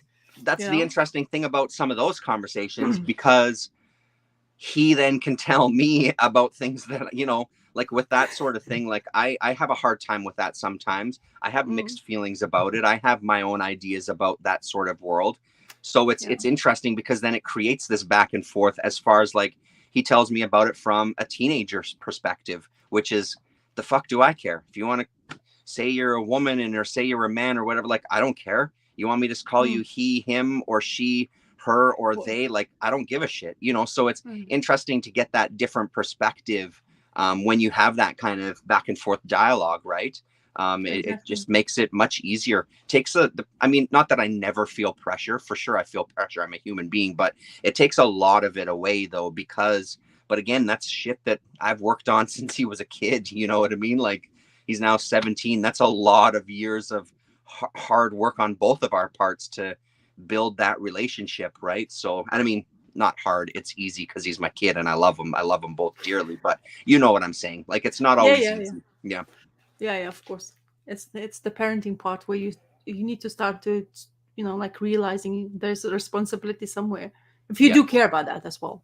Anyway, so I have 2 more things to talk about. Okay. Of course, library stuff. The first one is another one. It's called Face. Oh yeah. And it's Rosario Velajos. She's a Spanish creator. She came to London in 2011, following her passion for cinema. She got a job for a while in the movie industry, still photographer and poster designer. After doing this, she decided to grow up just a bit and get an amazing job in the digital world, and gave her some spare time to create the first graphic novel called Face. That's her. That's her face. That's her face. And it's so it says, let me start with the principle that I am perfect and I have a perfect life. So she starts with that. It's published in 2017. It's printed and bound in Spain. And she says, thank you, London, for getting me here. So it's a autobiography, because it's her in there. So as you can see, she's tried to explain the story where she doesn't have face, and that she has to kind of like get along with nothing, no eyes, no things. But she starts to get, like she needs to get on with life, and she wants to be in relationships, and she finds it hard how to approach the subject. She goes with friends, and there's people saying that they don't really notice that she doesn't have a face, and she just gets along with her stuff, doing everything every single day life. And then her friend tells her, why don't you just join an app where you can basically find somebody or be in a relation, or just start to explore. So she gets into this thing where she's going to buy a lot of makeup to draw a face on her face. In order to basically take a picture so she can actually start meeting people. She had this amazing amount of footage which she watched on YouTube, funny enough, and then that she did so much research, and she put the face there. And she's like, that maybe it doesn't work, so she washed it away. And then she travels on Tube, and on Tube in London, if you have not been there, I have fortunate enough being living in London for 8 years, so I know exactly what she's talking about. The girls putting those mirrors out, and they're putting makeup while the train is moving, and the balance of their arms are amazing because they've been doing that for so long. And then she's like saying, why the makeup so much expensive? Like they take so much time to become so beautiful, just to be decent. And then afterwards, she's deciding what kind of face she wants to have. Lips, like round, fat, like all that stuff. And then she just looks she looks at, I guess, in the mirror, and she starts drawing. So she got a face, and she starts scrolling, and she says, I once a while congratulate myself for not having a face, and sometimes I feel like absorbing all the girls, seeing that they taking so much time to be or to like themselves. So, and we straight away realize that she's into girls, and she finds a girl to go on a date. And what she doesn't realize, but have to have a wonderful time, that's the girl's reaction after, because into her perspective, that's how her face looked after. That's hilarious. Heath Ledger, isn't it? Yeah. That's hilarious. I guess I wasn't such a smart girl after all. The makeup was all over the place.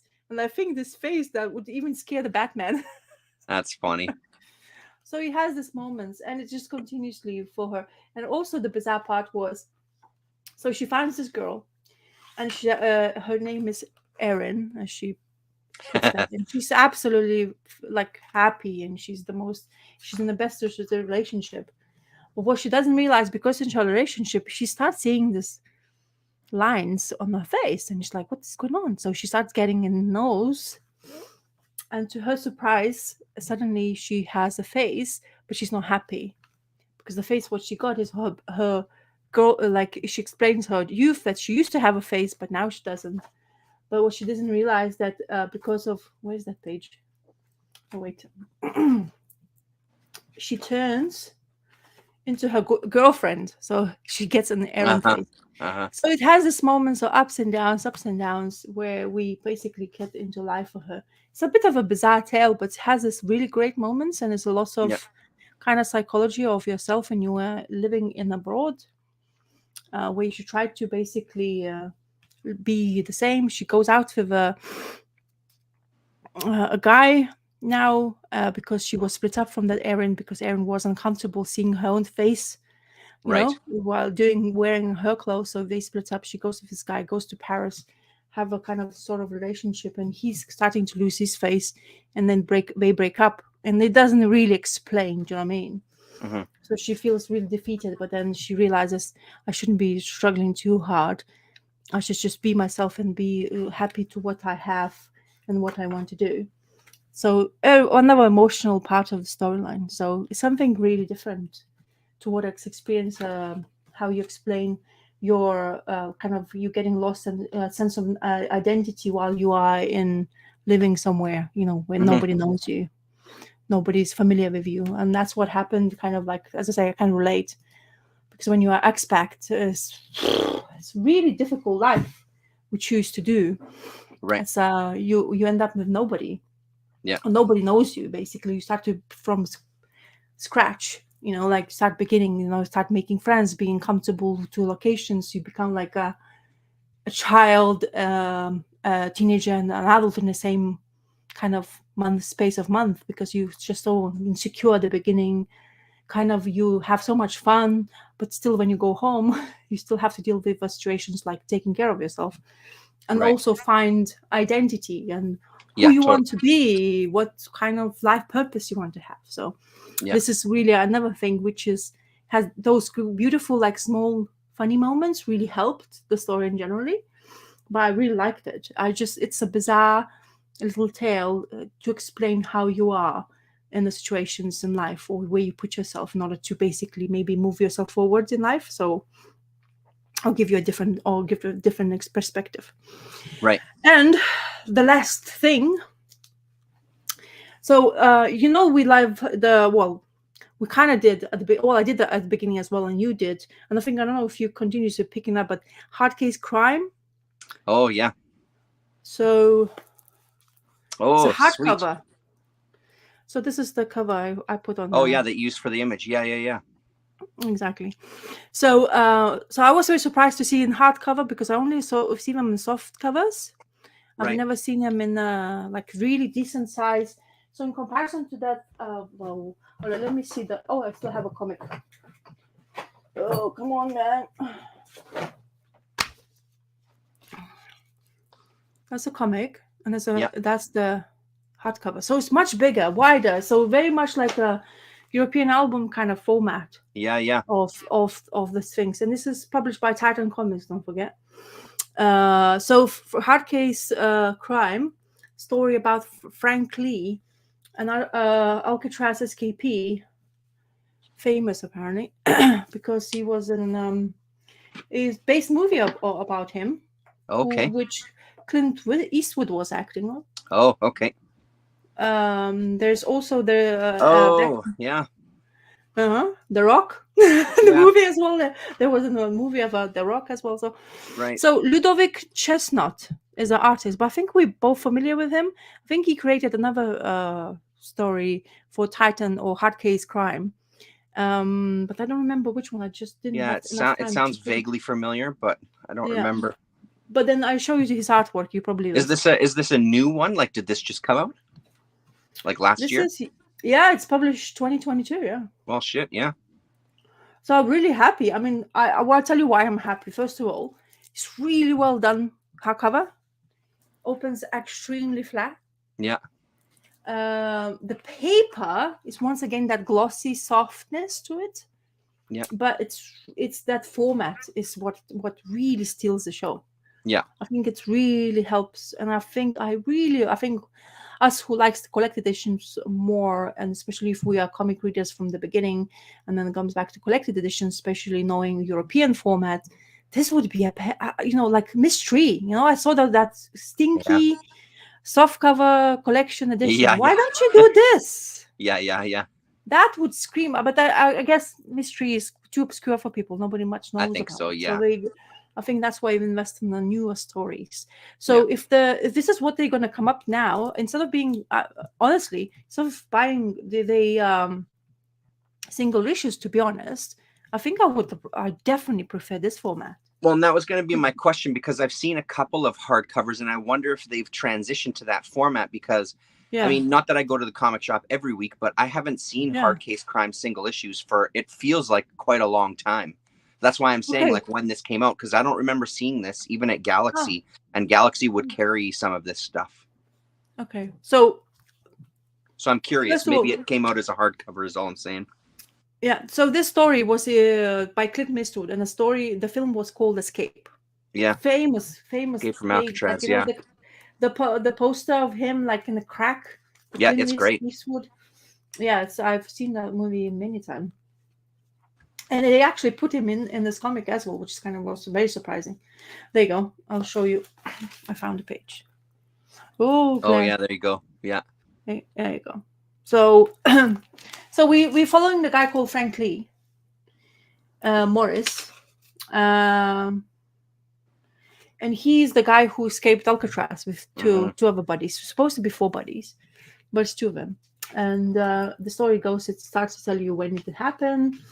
It's really nice, beautiful scenes. This is a really nice introduction. If this how Hardcase is gonna go forward on, I think you definitely.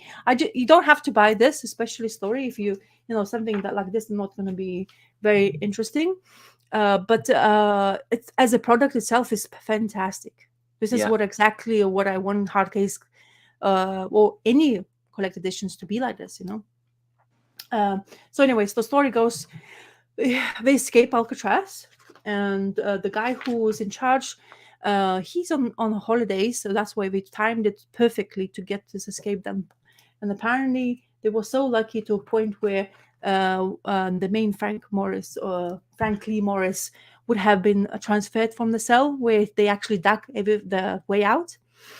And they were making the mask from paper mache, and nobody noticed that they was like Yeah, that's missing and right. stuff like that. Yeah. And it goes to like the beach. We're looking for them, how they make the raft from the raincoats, how nobody noticed that there was raincoats not missing in Alcatraz area. Then when they land in that island, there's a car in there with the gas, and it's like, well, that's bizarre. How is that going to happen? Are we that lucky? So basically, they take this Buick car full of it, and then you realize that there's a couple who having extra activities, just with you in the middle of the night, of course, but leaving the car just there under the flashlight because just make sure it's safe, so nobody takes it away. So they surprise these 3 guys comes in and takes the car away. This story is beautifully told. So he's escaping, and they decide there's a plan. So 2 of the guys were brothers, I think. They decide to go. Frank tells them to go upstairs, go up north, and then decide to go down to Mexico. So just to not lose the trail and come back to the destination they was planning altogether, to go to Mexico and escape there. So they're not saying anything about them whatsoever in this comic book after that. So they split, and we only follow Frank from now onwards. And he's not doing really well. He's there, he's not going to destinations, whatever destination he wanted to go, and seems to be he's about to be caught because the coppers are basically trading with dogs. He's like freaking out. He trips, and of course, to his own bad luck, he bumps his head and he slashes his shoulder, to the point where he finds that where he's ended up being at is this island next to Alcatraz, apparently 17 kilometers away. I'm not sure, I'm not really good in the locations, especially in America, where I've never been. I've watched lots of movies on San Francisco, and that's really clear for me. If you're a fan of San Francisco and this kind of tales, which you were watching it before as a youth, colors are splendid. Artists absolutely really nice. Can you recognize the artist from? I don't, honestly. I don't. I don't know. That doesn't mean anything. Yeah, but I feel like I've seen it before. Anyway, he gets really into that way. So he finds this place where he hides. He sees the fishing hooks and starts stitching them apart. What he doesn't realize, he passes out, and the owner of the place where he was stitching himself up finds him. And then it just story goes on, and he basically manages to stay with the family, or who lost a son. The wife wasn't really into this kind of arrangement, saying like, "You never know, it's not good enough," like. And the father somehow decided that he needs a company or help, and they take him, like, give him a shelter. And then you see the years passes by. So Marilyn Monroe dies, Kennedy gets shot. Then you have, the reign of Nixon happening, and then you also have this, and then somehow, the story ends because they get forgotten, because it's not being found, nobody's being found. So, kind of, there's other troubles to deal with in life, and he kind of gets away with it. Part of one little journalist, of course, who's extremely curious, or he wants to make a name out of himself, and he still studies this escape. And he's there to be part of the storyline, in order to kind of like to see what can become of it. And Frank is getting along with his life. He's just starting to live. He's growing his beard. He kind of becomes like a cousin of the owner, and things happening for him in a way. But on the back of his head, he's always thinking, "Am I going to leave this place? Or am I just going to look at like he looks through the window and he sees Alcatraz still." Yeah. But he also realizes Alcatraz gets closed. So that's end of the chapter for him. And I say, and things bad happens afterwards. He sees this, he meets this girl, kind of falls in love. What happens with them, I won't tell because it would be spoilers. But it's absolutely fantastic. As I say, I don't want to spoil. If you're gonna even mention to read, this is kind of end of it. Yeah, I put it on the list. I'm gonna look for it at the library. Yeah. So there you go. And I'm not going to say the end of it, because it's well worth it. The way to see what's happens to him. Really well bloody told. Yeah. Hard case comics book. Yeah. Which is bloody fantastic. Because it's what I know why my library has it, because it's Titan Comics and they are England based. But yeah. Oh. Yeah.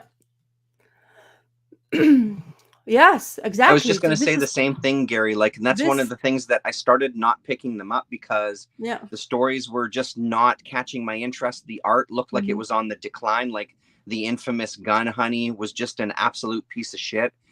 Just not a good read whatsoever, that I just kind of gave up. But this kind of renews my interest. It's a great subject matter. The art looks really, really good. Like it looks good. Yeah. So yeah, it's piqued my interest.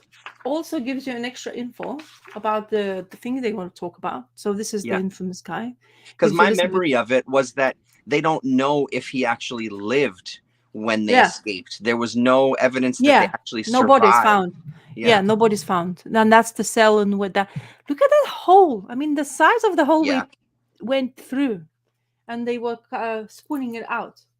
And nobody knows about, and as I say, we're not telling this tale about those brothers. Yep. The John Anglin and Clarence Anglin. But fascinating. And then, of course, you have the artist extras of him understanding how to create give us his own spin to the characters, and the journalists and all the other ones.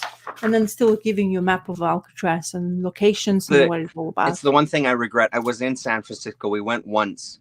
I went Haight-Ashbury. I got tattooed on Haight-Ashbury, and they had a tour. You could do a nighttime tour of Alcatraz, where it was you put on headset and you can get a little tour. And we never went. We were there, my son, and it was my ex-wife, and we went. She was there for a conference, so me and my son kind of explored San Francisco and things.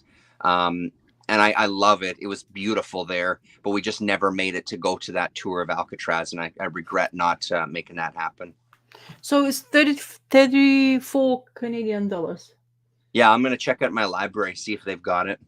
But it's you asked me when I was thinking this has already been released, because I lost the train. Like, I didn't really want to go because all this stupid covers they were going with, the Gun Honey, whatever. That was just not mine. It's not interest me to see a boob or whatever. The theme, a beautiful figure, of course, the females they will pick. There's so many covers. It's just not. But if this is how we're gonna do to collected editions, damn, this is like change of pace completely. Right. Yeah. This definitely would be something. It's like slim How many pages? I don't know. Because usually they come out like 6 issues, isn't it, max? Yeah, usually something like that. Unless I think there was stuff like Yeah. Trigger Man that I think went a little longer, you Yeah. know, but No usually page. 4 to 6 issues. There's no page count, so I can't tell you. But it's not Yeah. it's a slim book. It's definitely not the biggest one. But it Yeah. looks great. So I say it stands out now. I was It like, looks promising for sure. Yeah. hard case, really? And I was Yeah. like, okay, great. And I really like the story. It's just the way there's lots of hardship. You know, he's a bad guy, you know, and he's the one who escaped 4. So Alcatraz was his 4th escape. So that's why he escaped 3 times. Okay, this is the only place you're not going to escape, because Alcatraz, because there's the water, which is usually very treacherous, cold. Nobody will attempt that kind of stupidity, but they did. And according to whatever story they were writing, he succeeded. Yeah. Andrew was saying that he did a tour of Alcatraz. That's cool. Oh, nice. A tour or 2 to 4 years. Yeah. No. Gun honey rallies a bit. Okay. So yeah. So surprise. If it's, as I say, this is going to be a next thing for Hard Case Crime. Definitely going to be on the lookout now. Yeah, I've been always on the lookout. I hope that they go this format, because I have seen some of the earlier stuff collected. Trigger Man, I think, is the one that I saw collected, and maybe I saw the Peep Show collection too, which was one of the early releases. And like you're saying, when I had a quick look through the hardcover, it did look good. What did he say there? I missed that. Oh yeah, sorry. Oh yeah. A little bit too much on TNA instead of Story in Volume 1. Yeah, and the story was just shit. Like, it just was not interesting. And I mean, to be fair, like, there was a lot of hard case crime stuff that, even with the novels that I've read, it really rides that edge of, is it interesting or is it just not at all? You know, you really have to, if you're going to really dig in a genre kind of fiction way, you've really got to have something to catch people. And there was always that TNA stuff with those crime books, but that Gun Honey really took it to the next level, where it was like, yeah, you've lost us, you know.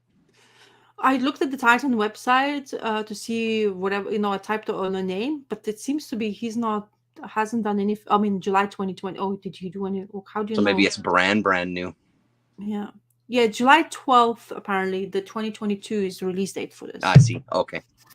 So, let me just. I'm very curious because I can't. I feel like I've seen it. You know, like when you have this idea of seeing the guy's work, and I can't place it. And I thought that's why I didn't do anything, because I thought maybe you will be telling me something. Yeah, I know it just doesn't sound familiar to me. I was looking on my bookshelves as you were talking to see if I could see his name on anything, but I don't see anything. Apparently.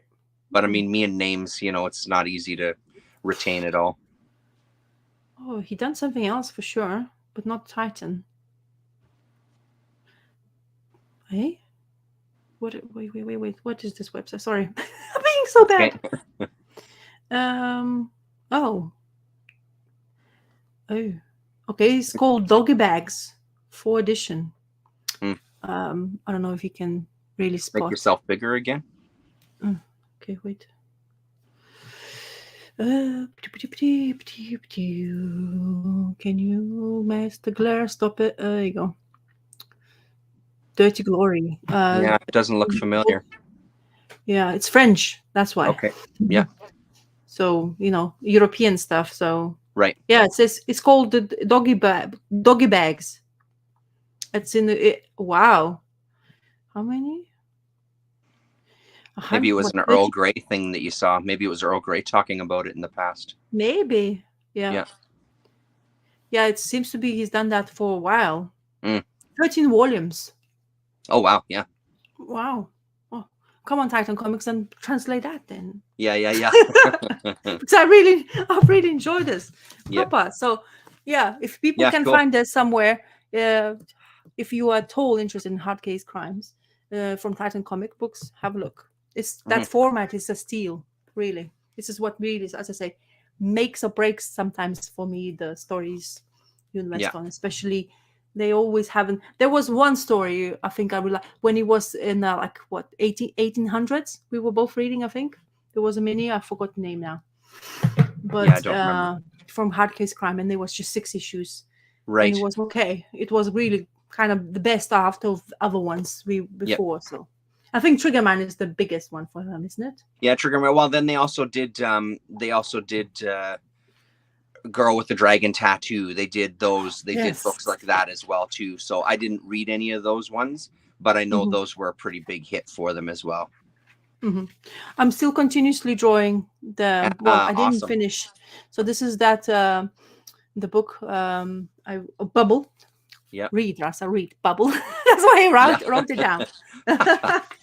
Then the face, of course. Oh, nice. And now I'm writing actual creators because that would be stupid if I wouldn't. That's a good idea. Yeah, and then watching with excellent. Winton Rotary, and then of course I started the Alcatraz, but I have not yet finished. Oh wow, dude, that's cool. Yeah, it did come out not bad. Yeah, I started, so I didn't finish so far. Yeah. So I need the hair. So, and then of course awesome. And then another one. So yeah, I was looking at this face to do right. Anyway. Yeah. And that's a me. That's a wrap. Like I say, I still got mine going. I'm still keeping updated. So cool. I've got a few pages going here. So I'm up to let's see, 56. I'm up to 56 books so far. In this month. Whoa. Well, because I have some time these days, so I'm reading a little more than maybe last year at this time. And also like the stuff like that Captain Harlock, that counts as like 16. So I'm still keeping up with it, so it's good. Yeah. Yep. Damien still loves my my drawings. Thank you. Yeah, I think it's again, like I've talked to my wife about it. Like I've talked to a few. I think it's such a good idea. Like it's a really it's a fantastic, and I have a million other ideas. When we get to the end of the year, we should have a conversation about some things because I got some ideas that I think might be fun. Cool. Yeah. Wonderful. What you just got my name, my train of thought. I was looking at you. You were talking, and I was like, I had it. Just keep it in there. Yeah. I don't know now. I don't remember what I wanted just to say, but yeah. I know. I just honestly, this library is such a change for me. What I wanted to say. You know, the Batman comic book you were talking. The mustache. I will be, No, the animated Dream of series. the Bat. Yeah. So hopefully the animated series from DC Comics. Oh. I'm hopefully gonna get it next week. This excellent. Week coming. Yeah. Hopefully. So I'll ask because it's the last week of the month. So I'm gonna ask him to send it to me. Hopefully. And honestly, if you can get the audio adventures. Yeah. I know. I already asked. I don't think he is able to get because he gets stuff, and if it goes away, he does not. Yeah. It's difficult. And I looked it up, and there's somebody asking like £7-8. I was like, no, I can't. I'll just not. I feel like that'll get a collection. Like that'll get a trade paperback collection. It's good. I think it's a lot of fun. I think both of those books go well together as well because they kind of take that more animated style approach to it, and audio adventures a little more kind of with tongue-in-cheek, a little more humorous for sure because it's sort of this radio play that's put on paper. It's that kind of idea, but they're both good ones. So I'm looking forward to those. They're both on my pull list now, basically. A bit of information. Finally, I don't know how I came across it, but Halo Jones is getting omnibus edition. Oh yeah. Did you know that? Alan Moore? I don't know, maybe have you told me that before? Because I feel like I have heard about it. Yeah. 2000 AD edition. Wait. That's cool. So I have this. I never did finish the issues, but I have this. Halo Jones Ultimate. Yep. Alan Moore, just to remind people. Yep. Is that stuff? It's getting a omnibus edition. Wow. Is that Alan Moore stuff as well? Yeah, I don't know how they cool. got it. But yeah, it's coming out. I thought I would mention because we were talking about it so like quite a long time ago, but we still talked about it. So yeah, it was a couple of years ago. I really should pull out those issues and finish it off because I never did finish it. And also, are you going to be a sucker and going to get Doctor Strange #1 again? Because there's new coming out. Oh no, is there really? Oh, for fun. I'm going to try to resist unless they do a Frank Brunner homage. Then I'll probably stay away from it. Because that's why I got that when Clea is Doctor Strange, there was Yeah. an artist that did a Frank Brunner homage, and that's the issue that I got because I loved the interpretation of it, and then read it, and I'm like, ah, fuck, why am I doing this to myself? So I'm probably not going to, but I won't swear by it because For I am a me, it's okay. sucker. So do you remember last week we were talking about even Go Vidal was asking about Teenage Another number one. Ninja. Jesus Christ, sorry, it Yeah, I know. just drives me nuts. Oh, look, I'm putting an order for a print copy of your sketchbook. Really? Well, Wow. You guys are that's crazy. No. that's what we got to talk about afterwards. We'll talk about it once we go off of being live. Okay. Yeah. Okay. Anyway, so what I was talking about? Now I get trained. Doctor Strange first issues. Yeah. No. So for me, it's a kicker. You know that if I was like finding information about turtles because I've been missing out. You know, like Go Vidal mentioning something I've not heard about, and I was like, what the hell is going on? So I looked it up, and now they're coming out with a Teenage Mutant Ninja Turtles and Usagi. I don't know, it's a one shot. That's number one. And I was like, I've been missing Usagi or Jimbo so much. I was like, where is this guy coming? When are you going to come out? Because he's jumped back into Dark Horse. But it has nothing come out. And now we're coming out with the Turtles and Usagi together. I was like, come on, don't do this to me. I don't need to pull this. Yeah. Nice. Because I started doing research. It's like, stop, Rasa. Just stop doing research because you don't want that. You know, that's did you, speaking of Turtles, did you end up watching that Peter Laird interview today at all? No, I didn't have time today at all. Okay. But while I was waiting for the chat, I was listening to some. Yeah. And it already seems to be quite intriguing tales he's going to have to say. Yeah. I'm really interested to see. But it looks like he's not really well, eh? I know that was the sad part. And there's a few times where he's like, he stops and he's like, what was I talking about? And they have to kind of remind him. So there was a couple of moments that were a little sad. I mean, everybody gets old. I think it's amazing that they've got him. Apparently he approached them earlier on in their kind of YouTubing world. And even at the end is talking about like watching their videos and really enjoying them. But he does talk about some really cool things. He talks about the Xeric Award that he put together and the impetus for that. And I mean, the bottom line is what I got from that interview is that both of those guys are just amazing human beings wanting to like recognizing what happened to them and the chances that they had. And I mean, even though, you know, like Tundra didn't really succeed, they just both have this drive to like help out other people, you know, help out other creators. And it's interesting because it sounds like he dealt more with like the legal side of things and the licensing and reading over contracts. So it's interesting to get his perspective on that. I thought it was a good interview. I'm glad that they got it. There was moments though where even when they flash back to Ed and Jim, you could see Ed kind of like, oh man, you know, I hope he's okay. But there was a couple of moments where it was like you could see he just lost a train of thought. But I think it's important that I'm glad that they got a chance to talk to him. I think it's important to have that platform and kind of like recognize these older creators that are kind of, you know, later in their years and getting some of their stories on recording, I think is super important. Even though there's probably a ton of other interviews with them, he does seem like he even admits himself a couple of times that he was definitely the more shy one and reserved, you know, so he wasn't as outgoing as Eastman. So it's good to talk to him. So yeah, it's cool. I hope they do more. I hope so. Yeah, because I when you said to me that was like, because I saw the one I thought you were talking about when you asked me a question, I was thinking because they talk about Image and they want to give him shit. Apparently, well, was it a caption or we actually did it? Because it was someone who did like a fan version of the Image comics. And we're kind of like poking fun at them, and it was like a satire. It didn't look like a very good book, to be honest, but I watched it anyway.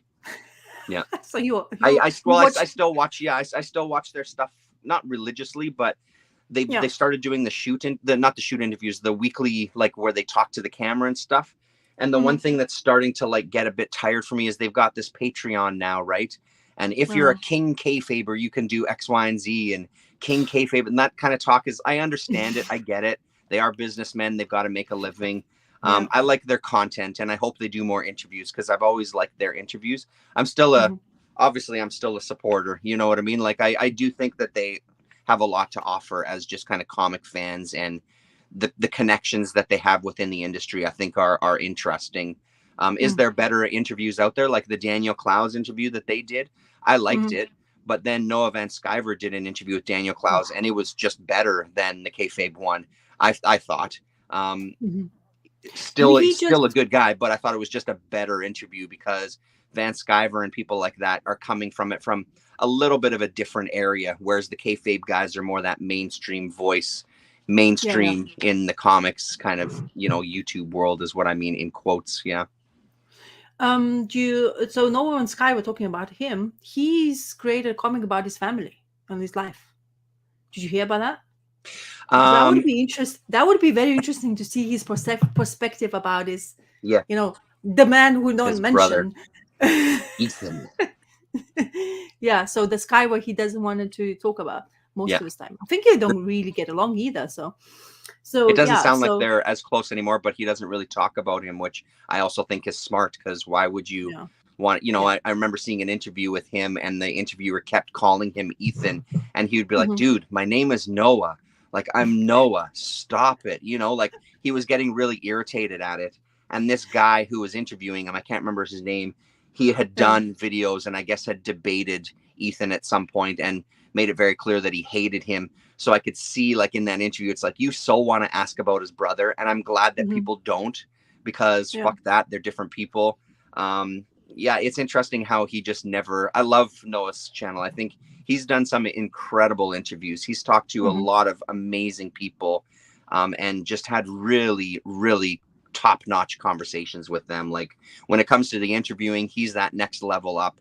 I like the Mhm. kayfabe guys because they talk to some really cool people, but Mhm. Noah kind of takes those conversations to a whole other level, right? So Yeah. Yeah. Another person, if you like, what now talking watercolors, and why I like when people basically take on like watercolors as a medium to draw the comic book they do. So there's a guy on YouTube called his creator, Farrell Dalrymple. Yeah, Farrell Dalrymple. Uh, Yeah, Do you know him? Okay, there you I go. do. Yeah, I don't know his channel. I didn't know he had a channel though. Yeah. So he has a channel and his creations, and I was looking for his stuff, but it's that way across the pond, unfortunately for me. And those kind of obscure little guys, unfortunately, can't reach Yeah. because of the postage issues. I can't believe Yeah, I'm yeah, saying yeah. this, but this is becoming a thing now. But anyway, so I It's wanted just to mention, if people have not seen his videos, Yeah. it's really fascinating because he goes through the process of creating the art, and he does actually drawing videos and shows you his ideas and blah blah blah, and how the watercolors are changing while he's drawing, and then afterwards he shows you basically dried out piece. That's It cool. looks really good. I really like Yeah. this because he has this he creates these creatures as well, which is quite really good to look at. Basically, really Yeah. get a good imagination when it comes to that. So Yeah, he's got anyway, he's just to got a mention. great style. I had no idea he had a channel, so that's definitely good to know. No, so I thought I mentioned because Yeah, no, I for watch sure. his videos every time it comes out. It's just like if I want something to just get inspiration from, especially like art wise and painting, like the same thing by oh, there you go. Oh, okay. Oh, cool. Podcast Nice. with Brandon Graham. Wow. Oh, That would wow. be I didn't something. know that. Yeah. The podcast world is still kind of new for me anyway, still to Yeah, this yeah, day. yeah. I never get into too many things to do, like I'm too busy for my own shit. Yeah. So other ones is like difficult to compile. But yeah, so anyway, yeah, he does have, it's basically type his name or just type in Farrell and it's Yeah. gonna come out. Yeah, that's so I'm cool. up to him. I always watch his stuff, and he has this like analog clock, it takes away its time sometimes. It's just kind of interesting to look at. I And he's really like that's going to be the thing that I get for myself next is some watercolor, but like because I've been watching more of that stuff, I'm so curious to try it out. Like I really want to try it out. I don't think I'll be successful, but I really want to try it out because it just looks fun. So I'm looking to maybe get myself a cheap kind of kit to experiment with and then maybe step it up a little, because apparently the cheap ones they're cheap because they're not that good. The paint doesn't flow as well, etc., etc. So highly recommend. Don't get a set. Get a couple of colors. They sell it in separate colors, and get a really, not like the best paper, but get a decent for watercolor paper, because that would make absolutely difference for you to understand watercolor. Right. Because people try with this like, oh yeah, I have this it doesn't absorb the water. And another tip, wet the paper before you draw. Let it soak in the water. That's when it makes the color flow better. Okay, but yeah. you will see how it is like, because it muds out quite quickly. So while I always thought, oh yeah, I'm gonna get this cheap set and then get frustrated with it because the color doesn't look the same what I see Yeah. people doing. But now, because they always sell something little, like little colors, so pick whatever you like, the colors you mostly gonna like to see on the Yeah. paper, like black, or black is always like will take over, so you can make it black. However, I just say I highly recommend just to get a couple paints and then try with them, and something not hard. Yeah. Because there's hard cover, like like dried out watercolors, and then you put water and they Oh, right. Okay. yeah, Because they that's what I was soften. gonna get. That you're saying maybe don't. You're saying don't. Well, the world of watercolors changes with any kind of paint in generally. Right. You guys can, yeah, we could actually, Yeah. but Yeah. it's just setting up that camera shit is what's the Yeah. kicker. Yeah. That's why I always get a bit of a thingy. But hard watercolors are great if you buy a higher level watercolor. Right. Whereas the softer watercolors are much more easier to maneuver because they're already soft, and you don't have to like push that brush so hard that you're just like, oh, well, there's not enough paint in my brush. And you're continuously doing that, and then you mush it all of it together. So it all depends. The paints are improving so much now. Yeah. And I stopped for a year, and I was like, oh my god, like oils in generally, it's like, oh, they just went up a notch and an up a notch. There's another company now with a beautiful color. Like there's another guy I watch on Instagram, and he does spectacular things with oil paints. Oh, right. And it looks simple, which is not. Yeah. Yeah. It's absolutely not. Yeah. Of course. But it looks, yeah. you're like, oh yeah, I can do this. Yeah. It's like, no. It's like too stupid. It's so much fun watching those guys though that are at that level where they do make it easy. It's so I find it so relaxing to watch people like do that kind of thing. It's just so amazing to see this kind of just flow out of them and know full well that, motherfucker, you've been doing this for years to get to this level. But it's so nice to see that level of just kind of expertise, And also, when you use watercolor paper, use the painter's tape to quarter it out. To mask it off. Yeah. So then you don't lose ability to warp the paper if you care about that. I'm going a bit over technical anyway, so this is what I would. Yeah. Well, I mean, the thing is, like, if I'm going to try it, I want to make sure that I set myself up for some success as far as like, I don't want to buy something that's dirt cheap because that'll just suck and it won't be rewarding. But I also don't want to go extreme to the other end either, So, hello, Gore-Vidal. We're right at the end of our chapter. Yeah, we're just finishing. Yeah, we talk about paint now, so that's not some way. Yeah. Anyway, so I need to give you if I still have that saved video. I show you of an Asian watercolor artist and how they paint a face. Okay. And that's just like mind blowing. I could just watch that. It's very bad quality, but hopefully if I find it, I'll send you a link. Yeah, for sure. Yeah. So you can watch it because that's just mesmerizing to me. Yeah, it's just the way they do. Anyway, okay, people. So sorry, Gore-Vidal, but this is the end of our 2 and something hours of chat. Thank you very much for sticking us around, seeing what we were reading. Yep. And we're gonna probably go to this way, that way. Yep. We'll be back next week. And next week, I don't know if you want. We don't have my son next week, so I might be able to do earlier if that works for you. But we can talk about it online. Oh, wait, sorry, just to make sure. Oh yeah, should be fine. Yep. Yeah. I'm just wanting to make sure that nothing I'm doing on that, like, because I do something on the daytime anyway. This is at the end of the Sunday, but yeah, should be fine. Just let me know. Well, anyway. For sure. Thank you, people. Okay, bye. Have a good one. Bye.